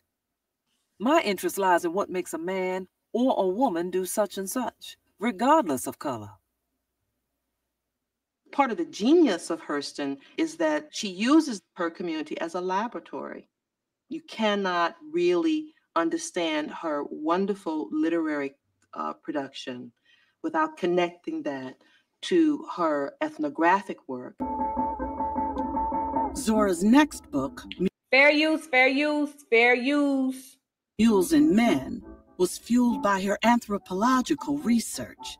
It included stories from Joe Clark's porch in Edenville and Zora's adventures in a juke joint full of love and danger.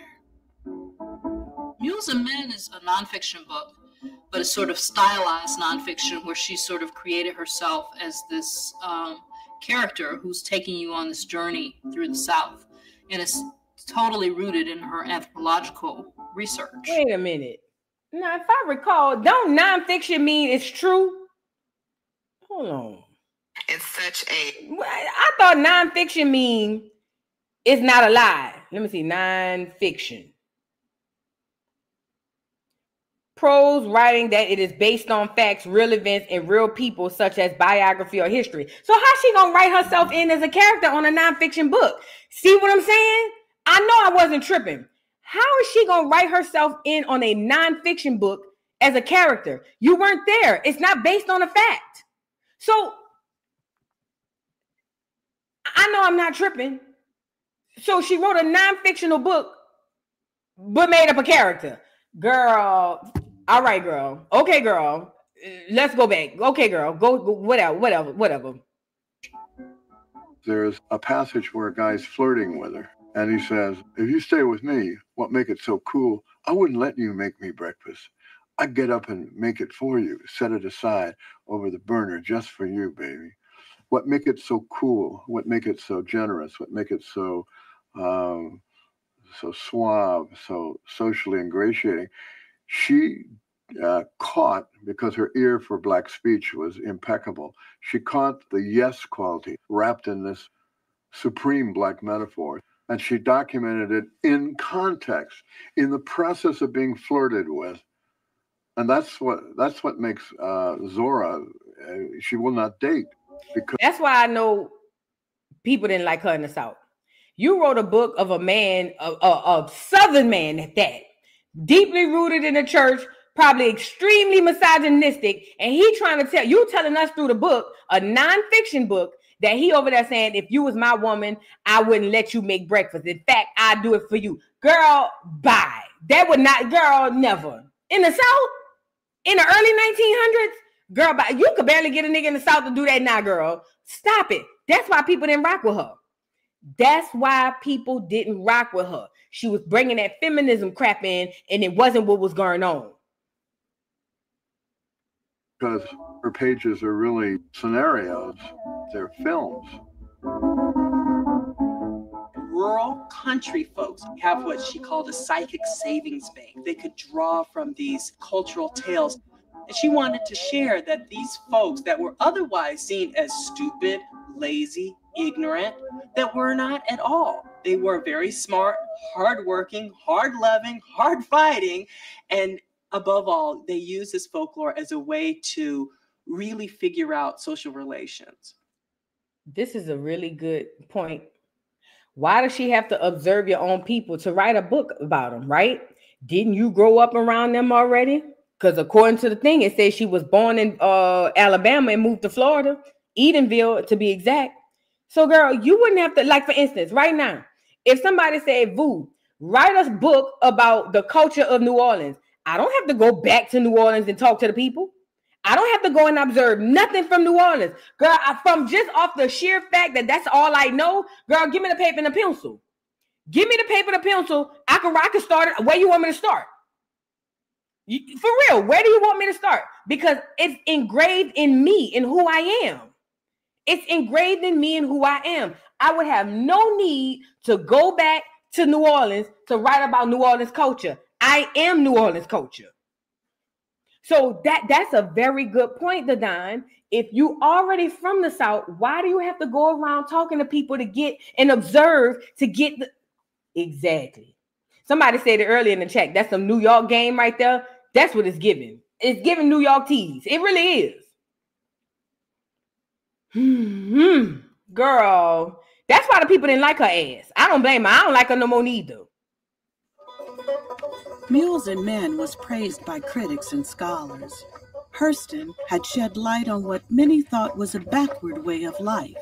She had given the world a new way to look at the South. Northern intellectuals saw a South determined solely by horror. The horrors of lynching, the horrors of economic deprivation, the horrors of Jim Crow.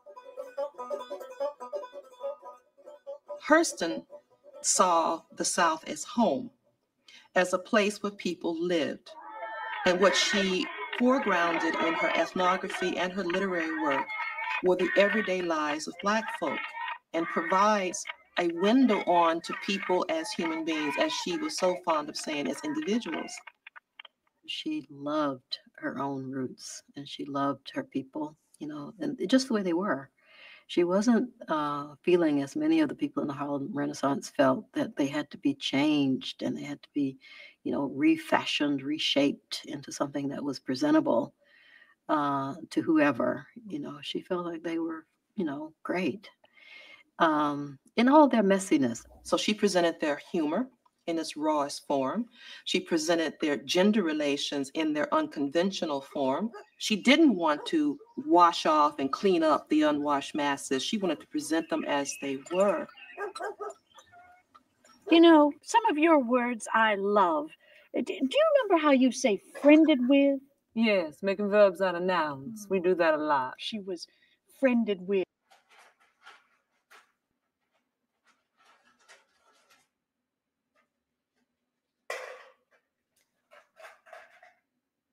Oh, Lord, this thing's starting to echo.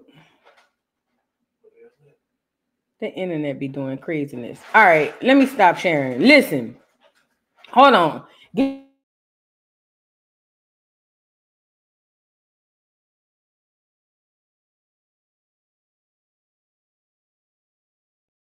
My bad, y'all. Right, you hear that?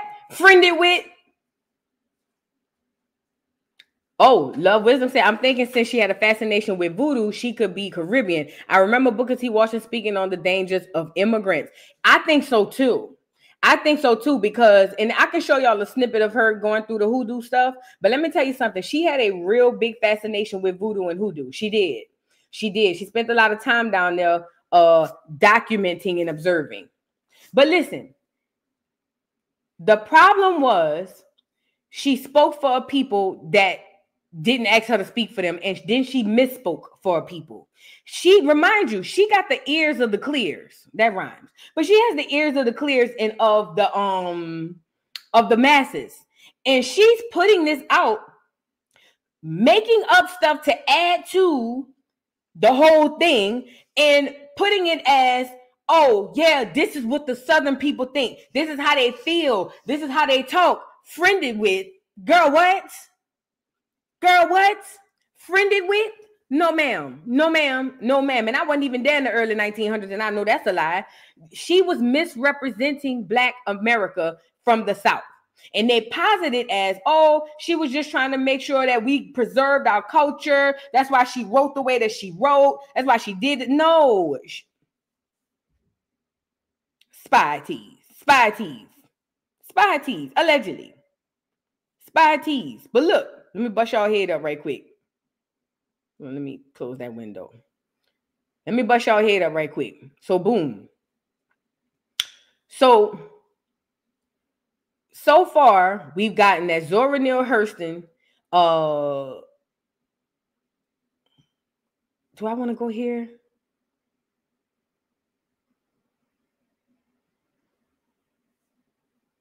Hold on. I ain't gonna play all of these.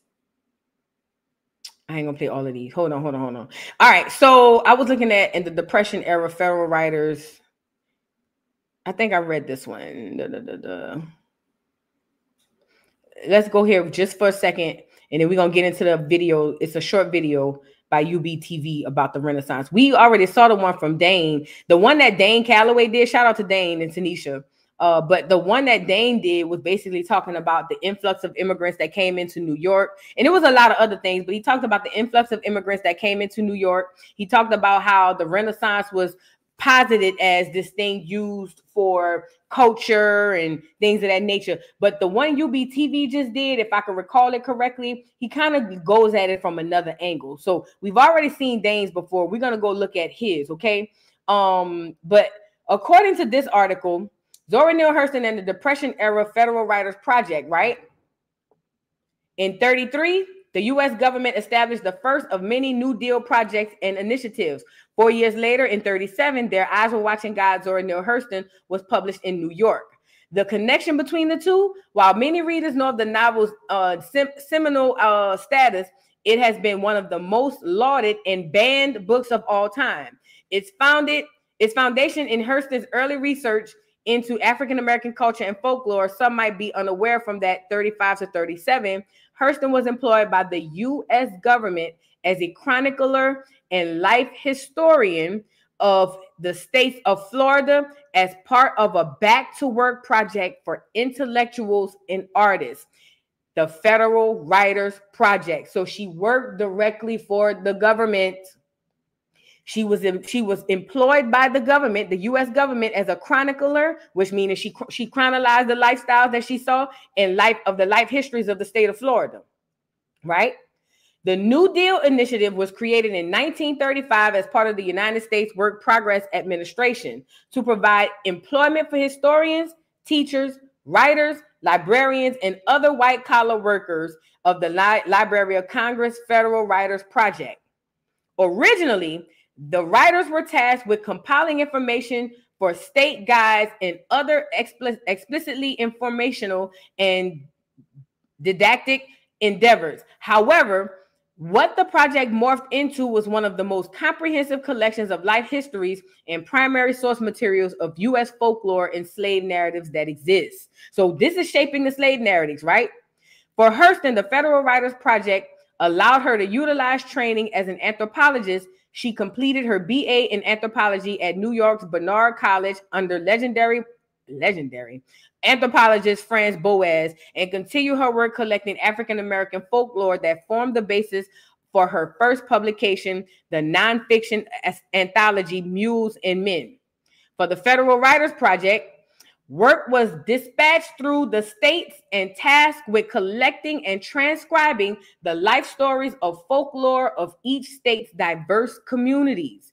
In the state of Florida, where Hurston was stationed, this girl was a literal soldier, girl. They stationed her over there. These interviews included members of the African American, Arab American, Cuban American, Greek American, and Italian American communities. Specifically, it was these firsthand interviews with African Americans in Florida, many of them former slaves and children of slaves, that inspired much of Hurston's most famous work, Their Eyes Were Watching God. However, Hurston's novel is not the only body of literature to draw upon or be influenced by the New Deal Project. For his award-winning nonfiction, To Be a Slave, originally published in 1968, Julius Lester drew upon both primary and secondary sources to depict the experiences of slaves in the United States. And for much of his original source material, Lester drew up upon the collected WPA slave narratives. He did some other notable writers.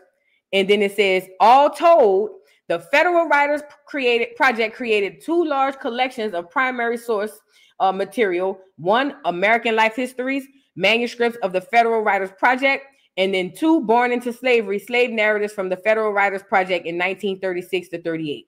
These two collections represent one of the largest publicly accessible copyright-free snapshots of life, of American life, and memories from the Reconstruction right up through the Great Depression. Now, why is this important?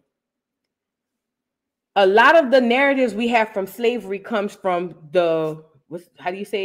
comes from the Federal Writers Project.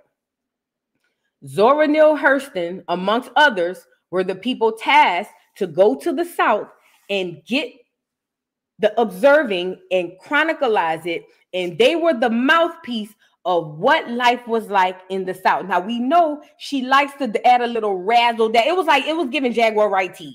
She likes to add a little razzle dazzle under her nonfiction. So if we are to go by what she wrote and what they wrote, then it would probably be okay to say that they didn't have the correct depiction of Black American life after the Reconstruction and all of that, because they were already embellishing the other stuff. Think about it. And this is the stuff that we go off today when we talk about post-slavery. They were taking it from a group of people who were not accurately depicting what was going on. The people back then said, we don't rock with Zora. We don't know this hoe. This hoe over here saying this, that, and the third, and ain't none of that's true. So if we were to depict, if we were to go back to what we believe now as far as post-slavery, how the people were, and the person who's getting his information is getting it from this list of writers right here, who were basically ad-libbing a crap ton of stuff, then do we really have the correct depiction of Black American history post-slavery? Probably not. Do we truly have the correct depiction of Reconstruction for Black America? Probably not. See, that's why America has us believing everybody was broke and poor, ain't nobody had nothing, but they don't tell you that Black Americans weren't broke and poor. Reconstruction, most Black Americans who did well before were just fine after. Okay? They don't tell you that though. It was the clears who were broke, poor, and disgusted. That's why they reactivated the KKK. Go get them niggas up off of their land. Go get them niggas out. They living too good, Tulsa. They living too good, Lake Lanier. Because we wasn't hurting like they was. We didn't hurt like they did. At best, we may have to downside a couple things, but we were straight. So again, if today's depictions of post-slavery and Reconstruction is hinged upon lies told by Zora and the gang, then I'm pretty positive we've been lied to. I'm pretty positive. Rosewood, another one. I'm pretty positive we've been lied to. It's survival.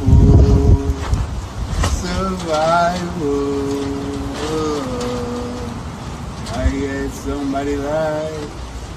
Smells like somebody lied. It was all a lie. Guys, it was all a lie. She lied.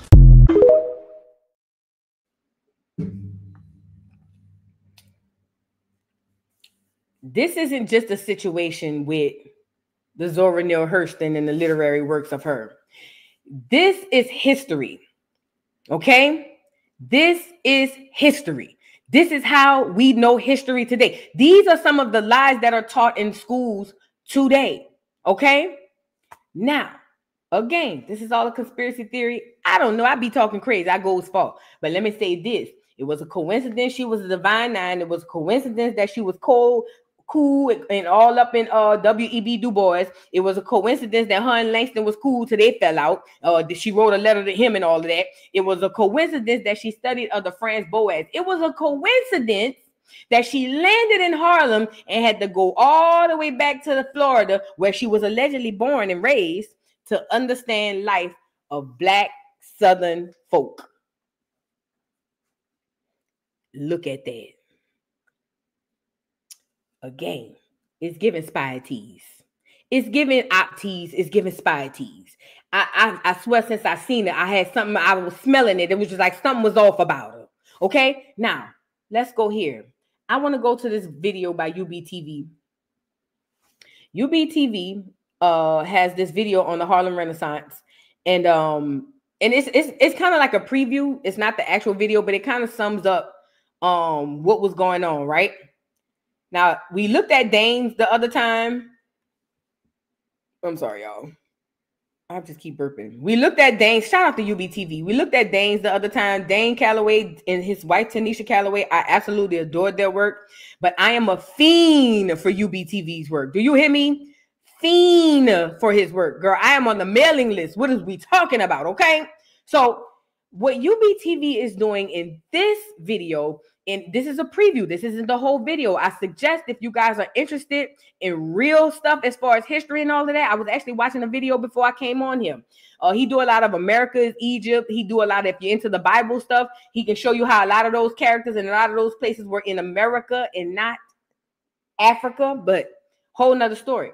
But the lens he's taking it from in this preview is, yo, listen, there was a lot of behind the scenes teas happening that nobody talks about. Okay, nobody talks about, and he's gonna talk about UBTV. I'm gonna share the. I'm gonna put it in the chat, and I'm gonna pin it to the chat. I'm gonna pin it to the chat with the link to the video, and you'll be able to get his channel from there. Hold on, let me share the video so y'all can have it. I am a fiend for his knowledge. I swear, this dude's so cold, bro. This dude so cold, bro. To me, I don't know, man. I think, I ain't gonna lie. He top 3 on YouTube for me. He top 3 on YouTube for me. That's all I'm gonna say. All right. All right. Let me write something else in here.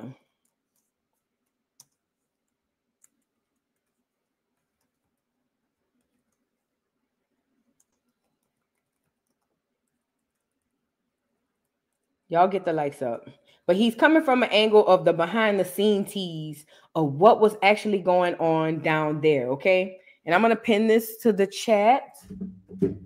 I'm going to pin this so you guys can have it for the replay gang if they don't doggone make me edit some of this stuff out. Not from him. I'm pretty sure it'll be from somewhere else. Fair use anyway, by the way. Fair use, fair use, fair use, fair use, fair use. Fair use. Okay. Hold on, let me pin this to the top of the chat. All right, there it is for anybody who comes on after or bop, bop, bop. All right, so he's coming from behind the scene tease. Watch what we find on here, y'all. If y'all haven't already liked the video, watch what we see on here. It was a lot of tea going down behind these scenes, girl. Look. If you have donated and have not received your video, shoot me an email. Y'all know what time it is.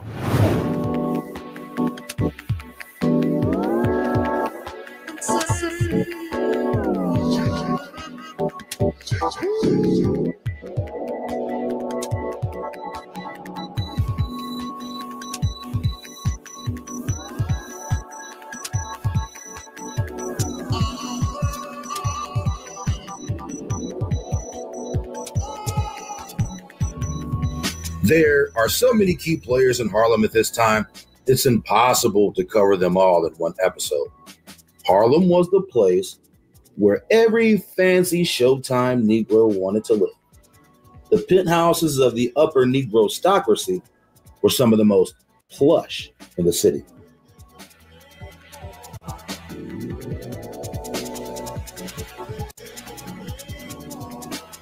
These were the first generations of Front Street fancy coons on display for the masses of American pop culture.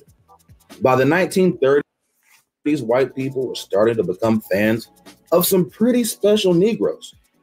And these Negroes would have never been embraced by whites in the years before. Poets, singers, dancers, even authors, essentially entertainment was the black person's getaway into the Harlem spotlight. During this time, literature was the top propaganda of the day, and reading was considered entertainment. Beginning in the 1900s, Harlem saw a dramatic influx of West Indian immigrants, but most notably Southern blacks migrating from the South during the earliest times of the Great Migration. The early days of the Harlem hype were a best-kept secret from white America.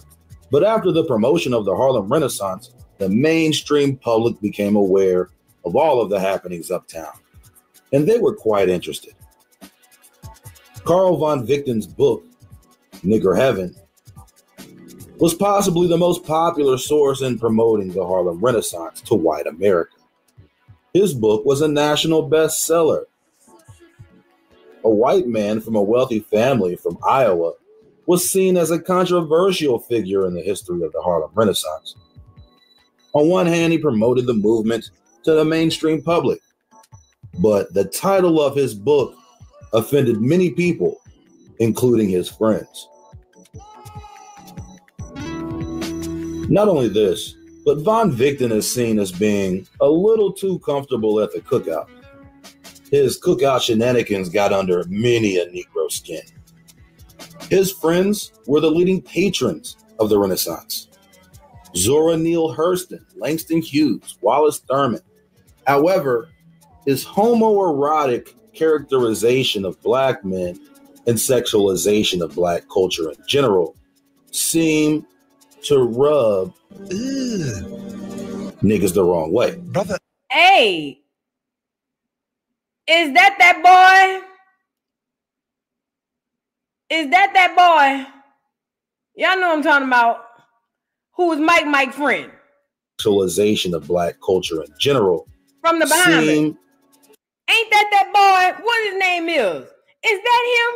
Dale. That boy. Daylight come and me want go home. Bella Harry. I knew it. I fucking knew it. And you know him and Mike was like this. Oh yeah. And they both love the white girls. Ain't that him? Girl, the tease. Let me find out. Harry was loose-wristed. Girl. I don't know. He looked like him. I don't know. I'm just saying, I just caught that. I didn't catch that when I watched it before. Peep it out, dude. To rub niggas the wrong way. Brother, what's that? And he was often criticized for his lascivious depictions of black culture. What's that, brother? An openly gay man who also kept a wife vexed many black individuals of the time who found it problematic to see him dating black women and flaunting them flamboyantly throughout the streets of Harlem, especially after being associated with cross-dressing male prostitutes, especially during a time when segregation persisted in places like the Cotton Club, where black musicians could perform, but black patrons could not attend. Von Victon found it humorous, emboldening, even satisfying to take black women for experiences they could not have with black men. The women often found in his company were perceived by black men as being brazen, shameless Jezebels, perfectly intent to do as they will in the name of women's rights, philandering through the city with flamboyant white men who, by funding some of the most popular black women in the community, these gay men were becoming the influential force within this new Negro movement. Langston Hughes had Elaine Locke's nose wide open. Locke spent time with Hughes in Europe, romanticizing him, only to be abandoned by Hughes after a moment of intimacy. Damn! He fucked and ducked on him. Mm-hmm. He poked and smoked. He achieved and leaved. When I tell you this is T, so Langston Hughes smashed on him and then left. One night hit a quitter. Sure did. Hit a quitter. Look, you thought I liked you, but I was just playing. Langston Hughes, I don't know if he was the top or the bottom. I wasn't there. But somebody got hit and quit. Okay? Listen, this is Tease. Look, I can't wait for him to drop the whole video. This is the preview. Look.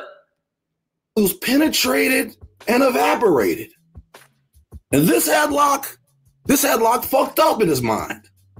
He was on that ragtime crash out, only to be abandoned by Hughes after a moment of intimacy. Oh, you know that fucked him up. He's like, what's wrong with me? Now he's questioning if his butt's any good. Got banged by old Lang.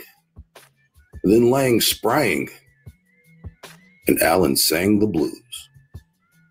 Black delegation request Eminem. Wait a goddamn minute, Rondell. That's not part of the party. The slave narrative has so many angles that the fictional possibilities are infinite. Just ask Mr. Haley.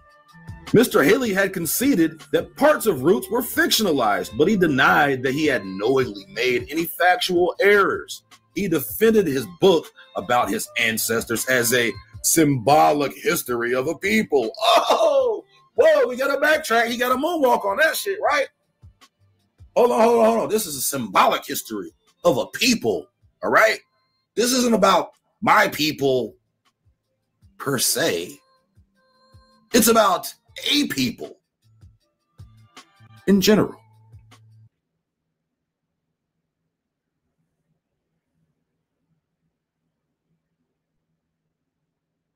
Adam Clayton Powell Sr. was the minister of the church during the hottest times in Harlem and had grown the congregation to over 10,000 people, making it one of the largest Baptist congregations in the world. This made Powell perhaps the most influential Black man in all of America.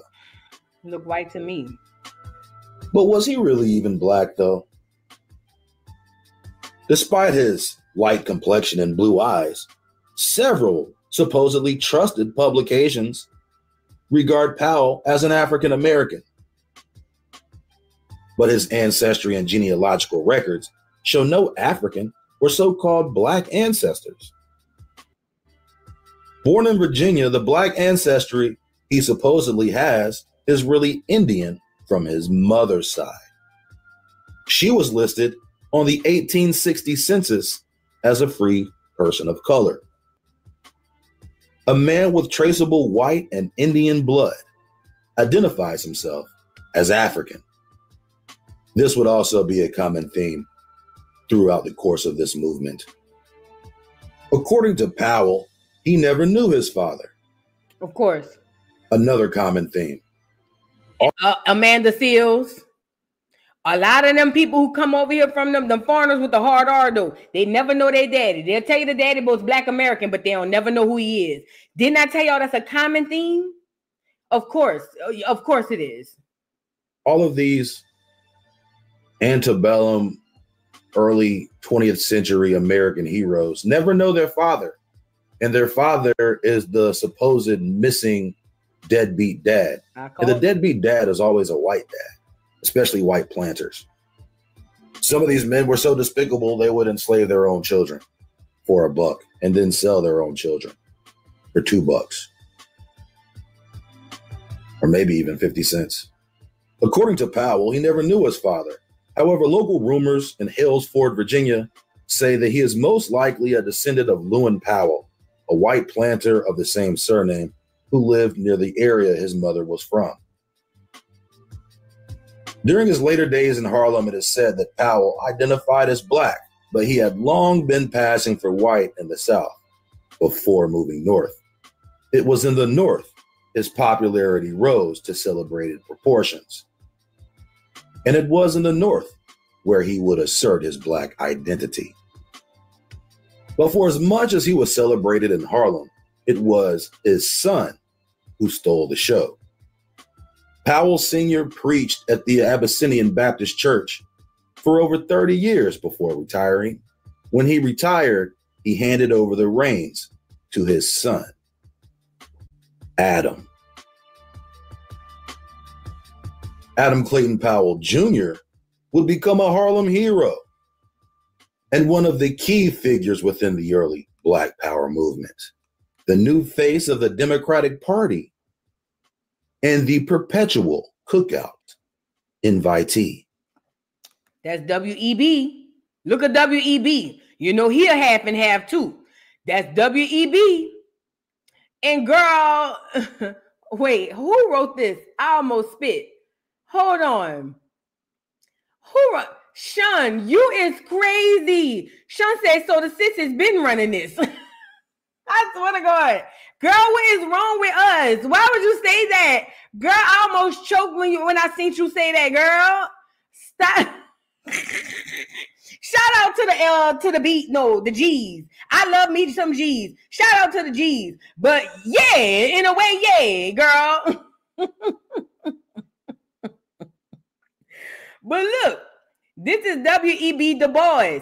These people sold us up the river. I told y'all they love them a good half and half. I told y'all that. Y'all think I be playing. I told y'all they love them a good half and half. Okay? Now look what Gabe said. That's why they out of control now. Let me stop. I'm not doing this with y'all. This video almost over. Y'all get the lights up. Speculation about the Clayton Powell bloodline has always been at the forefront of the conversation throughout the life of Adam Clayton Powell Jr. Blessed with the holy gift of gab, he had an almost Jim Jones influence over the local Harlem community. Of course. The white-looking man who preached and talked like a black man with the nerve to spit that hot, greasy fire at the white power establishment. Fake. He possessed the ultimate light-skinned license to talk reckless, to the point that many of the most militant black leaders of the time saw him as the strongest voice in the black community. I'm just people in New York send Powell to Washington, D.C. As long as Powell speaks like a black man. And the day that Powell ceases to speak like a black man, you'll find that black people in New York will cease to send Harlem to black people in New York will cease to send Powell to Washington. If don't nobody gonna tell the truth, Brother Malcolm gonna tell the truth. If nobody don't tell the truth, Brother Malcolm, who's a half and half himself, but still half black. He's still he's just part Caribbean, part African American or Black American. If don't nobody tell the truth, Brother Malcolm gonna tell the truth. He said, as long as Adam Clayton Powell could talk like a nigga and act like a nigga, the niggas gonna follow. That's what I got from it. But the moment he stopped talking like a nigga and acting like a nigga, then he gonna, you know what I'm saying? Then it's gonna be different. I'm gonna run him back. But let me tell you something. Yeah, his mama was a half and half. She was. So he kind of like 3/4. But look, let me tell y'all something. Malcolm X was fooled at the beginning of his career, but he woke up real fast. He woke up real fast and started to realize, wait a minute, these people that's playing with me. Now, I'm going to rewind back what Malcolm said in regards to Adam Clayton Powell Jr., because the daddy was senior. And then we're going to let the video finish out. It's less than a minute left. People in New York send Powell to Washington, D.C. As long as Powell speaks like a black man. And the day that Powell ceases to speak like a black man, you'll find that black people in New York will cease to send Harlem to black people in New York will cease to send Powell to Washington. So I give you that answer. I'm not saying that Powell is right or Powell is wrong. That's not the question. But Powell does represent black people to the degree that black people support him. But most of these other Negro leaders that you see running around here are nothing but Uncle Toms outright, who have no independent voice of their own, and you never hear them open up their mouth until the white man gives them the right to open up their mouth. And then when they open up their mouth, they always take great care not to alienate what they consider to be the white liberal.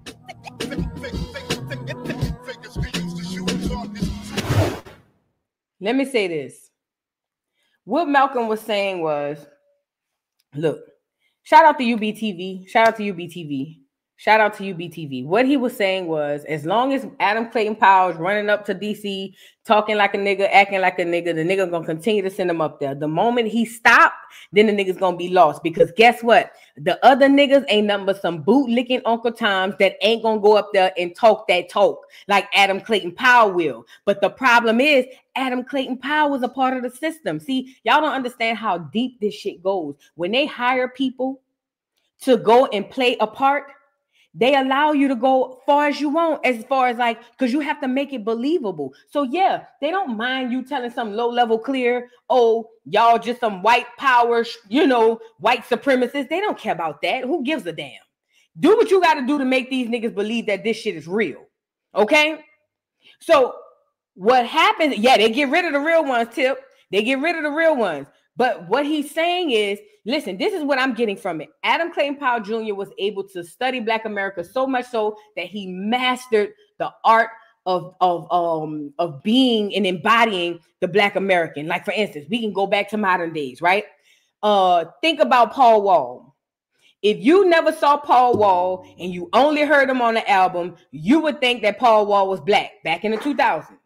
I can give you another example. Let's go with hell, we can go with Adele-ish. But you know, they have some people who are able to really like master the skill of cosplaying. Because at the end of the day, Adam Clayton Powell Sr. was a white man and Junior was one too, as far as I know. But they run around here saying they Negroes, but they really wasn't. But they know, but Junior knew how to act the part, and he was able to go and stand up for the Negroes when nobody else would, because the other ones was either scared or on the payroll. Okay. Ooh, that's a good question. John B is another one too. MB908, yes. She says, hold on. Is this Colin Powell people? Girl, I don't know. Hold on, because he look like them people, don't he? Hold on, girl. He might be Colin uncle. That girl, hold on. He looked like him. Hold on. Let me do my Googles. Girl, if I find that out on this channel, girl, I'm going to be no good. Hold on. Is Adam Clayton Powell Jr. related to Colin Powell?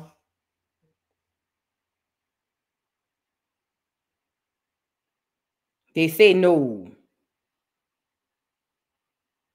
But I don't trust Google. They say no, but we'll come back to that too. But why is this important, y'all? This is the thing. This is the thing. It's a lot of treason that needs to be tried. As far as the Harlem Renaissance, just like Black Lives Matter. When Black Lives Matter came around, Black people supported it because we thought that it was really a movement for Black people. But what did they have? What was the covert thing that they were pushing under the Black Lives Matter movement? The LGBTQ community. They ain't just started doing this. That's the same thing happened with the Harlem Renaissance. That's why when you spoke to real people on the streets and you asked them about the Harlem Renaissance, they was like, I mean, it's cute for propaganda, but it ain't really do nothing for Black people. See, that's what it was, a bunch of propaganda, allegedly. It was a bunch of people celebrating art, music, and it was also another way. Tina Marie is another one too, we call BS. But look, where was I going? Oh yeah. Art, music, literature, that was another way to integrate our art into the clears and have them monetize off of it as well. What the people on the grounds, what the culture was saying was the Harlem Renaissance was a big ass propaganda movement, but it didn't do nothing for the Black people like the history says it has. Okay? That's what this is all about. And they hired a lot of people to make sure that this goes off without a hitch. Let me get it up here. Dagger Zora. Dagger Zora, allegedly Dagger, was on here, was one of the main people that was hired in, how did they say it? Hired and deployed, stationed in Florida. Why would she have to be stationed somewhere where she come from? She don't need to go down there to observe nothing. And she was writing nonfiction novels with a whole bunch of fiction. You got to be careful when you're going through history, because if you don't pick up on those small things, it'll go right over your head, okay? It'll go right over your head. The modern day depiction of slavery was based off of these people right here who was ad-libbing and sprinkling a whole bunch of razzle-dazzle on a lot of this stuff, okay? So then that leads me to believe that what we know of post-slavery Reconstruction today is all a lie. That's what we know of today, because if they based it off of half-truths from them, it had to be all a lie. Oh, no, Christina McCoy said, I named my daughter after her. Oh, no, that's all right, though. I'm pretty sure she's precious. Oh, shout out Lil Z. Just call her Z from now on. Girl, just anticipate, say she looked like an old jag liar. Nah. Zora is a beautiful name. It really is. And you know, my boyfriend, I can't say my boyfriend, we grown. But my old man, when we went by his people house, they have a beautiful home. Beautiful home. And girl, they had this big old portrait of Zora on the wall, girl. You know, they had one of them Claire Huxtable and Cliff Huxtable homes where they got art and stuff. You know what I mean? Like they had pieces in the house. They had one of them houses. You remember on the episode of the Cosby Show where they was at the art thing to get that photo, to get that picture, and Claire thought she didn't get it, but Cliff went got it. We was in one of them houses, girl. They got pieces of art of saxophones and stuff on the wall, girl. Very, very classy, very you is poor to me. You know what I mean? It gave me you is poor. Because I felt poor when I walked in. You know what I'm saying? But listen, they had a beautiful portrait of Zora on the wall. Huge. I'm talking about damn near wall length. Huge portrait of Zora on the wall. And I kept saying, oh, that's the writer girl. And I told my husband, I told my whole man, I said, I always thought something was fishy about her. I always thought something was fishy about her. And sure as I got a nose on my face, allegedly the bitch is a spy. I said it. I said it. I said it. I said it. I said it. I said it. Now we've already made the connection. Queen Latifah and Zora Neale Hurston look just alike. We went through the conspiracy theories. One conspiracy theory is there's time travel. The other is reincarnation. Because you know they say the people who be in the Illuminati be feeling like they gonna live forever. That's another conspiracy theory. But what I'm telling you now, listen to me and listen to me good.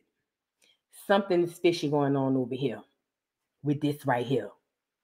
It wouldn't surprise me if Zora is Queen and Queen is Zora. Because Zora was a writer. And like I said earlier, Queen played what on Living Single? What was she for Flavor magazine? A writer and editor. Now check that. But it's a coincidence. Maybe they just look alike and they both wrote. And Queen Latifah was a rapper, so she was a writer too. Ooh, Queen Latifah was a rapper. Back then you had to write your own rhymes. So she wrote, oh, okay. It's a coincidence though. Y'all, I go as far. Y'all know how I go. You know what I'm saying? I go as far. Now, let's go on here. Let's go on to here. Is y'all ready? Fast forward the video so we can get this giveaway going. Fast forward the video so we can get this giveaway going. Fast forward the video so we can get this video going. Put a 1 in the chat when you at the very end of the doggone video. We got 2 questions. We giving out the giveaways. $50. You're gonna have to reach Miss Parker. Miss Parker's gonna be the person who you're gonna reach out to, and she's gonna be the person who you go make your card on Amazon with. We're giving away $50 on Amazon. You can make a gift registry. You send it to Miss Parker. Miss Parker will send it to me. Make sure you put your address in, please, please, please, please. When you make that registry, make sure there's an address on file. I won't be able to see it, but I also won't be able to send it if you don't have an address on file, okay? Now, look. Thank you. There, go right there. Now, look. This one's smaller. All right, y'all ready? Some of y'all still putting ones in. Y'all gonna be late. Y'all gonna be late. I'm gonna give y'all another second. Some of y'all just putting y'all ones in. Y'all gonna be late. I don't know how it works on y'all end, but I'm pretty sure if you go all the way to the end, you should be up to date. I'm pretty sure. Look, they still putting ones in. Y'all gonna be late. Y'all gonna be late. Y'all gonna be late. All right. I'm gonna give y'all a little more time. Fast forward some more. Because the one's still coming. Fast forward some more. Fast forward some more so y'all can get to the very end of the video. Because when I ask this question, whoever comes off on my screen that was right first, that's who's gonna get it. I'm asking 2 questions. All right. Here's the email to Miss Parker, who you will contact if you are a winner. Okay. Like the video, guys. Okay. First question.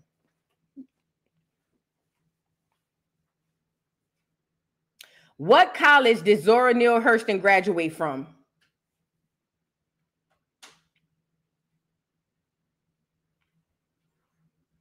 What college did Zora Neale Hurston graduate from? Wait a minute. Hold on. Let me get to the top. Hold on. I got to get to the top. Let me double check my answer because I know she went to nice school at one college and graduated for another one. Before I pick who the winner, I already stopped the chat. So I'm already gonna know who started answering first. Hold on. Let me just check my source before because I think I know what it is. I'm sorry. I got bird brain right now. Let me see. Pre-college. College. Okay. I saw the winner then. I saw the winner. Mercedes, you are the winner. Wait, let me make sure. Hold on. Don't quote me. Yeah. Mercedes is the winner. Mercedes, thank you. You are the winner of the first prize. Yes, Zora Neale Hurston graduated from Howard University. She took her high school night classes at Columbia University. See, that's the ones I was getting mixed up. But she graduated high school at 26. Graduated college with an associate's degree at 27 from Howard University, a prestigious black college that gave this heifer a associate's degree. Girl. Okay. So yes, thank you, Mercedes. Mercedes, please hit up Miss Parker's email. Please hit up Miss Parker's email. I'm giving y'all a chance to fast forward to the end again. Fast forward to the end again, y'all. We got some things going on now. Let me get Zora back on here with her crazy ass. Girl, I can't believe Zora. I can't believe her. Yeah, she graduated from Howard. Guess who else went to Howard? Scamala. Guess who else went to college? Scamala. And did. Anyway. All right, this is the last question. Y'all ready? This the email. Is y'all ready? This is the last question. All right, let's get to it.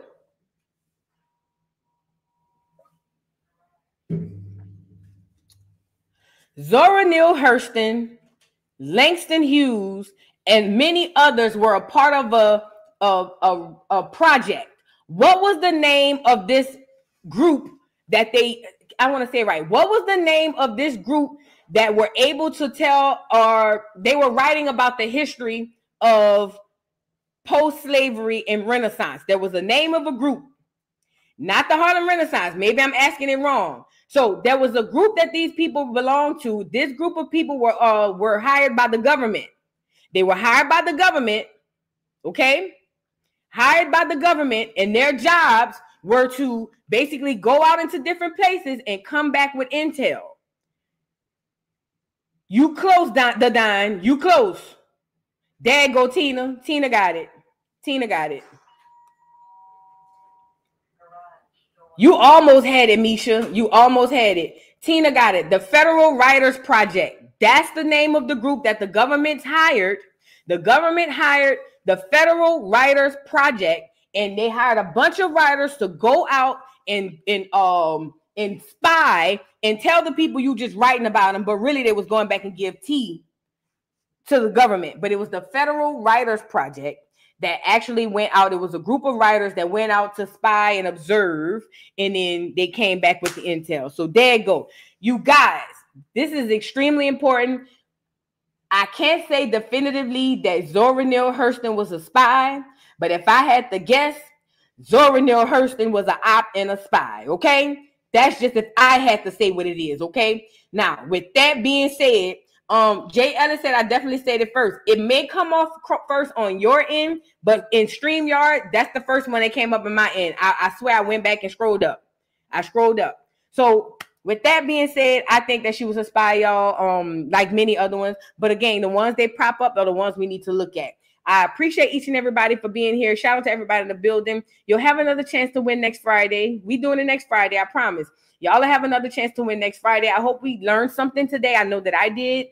If you guys haven't already, please like the video. And also make sure you guys are subscribed to the channel. Meet me here every Friday for Educational Friday. We will also be here Monday through Friday, obviously, for the morning jokes. I got to put some more pre-recorded content out or whatever. But shout out to everybody in the building. I'm about to Joe Shaw out of here. My neck hurt. I'm ready to go lay down. And I will see y'all tomorrow at the Dollhouse, where we will be josing this whole Miss T thing with Birdman, okay? Shout out to everybody in the building, y'all. I'll see y'all on the next one, and peace.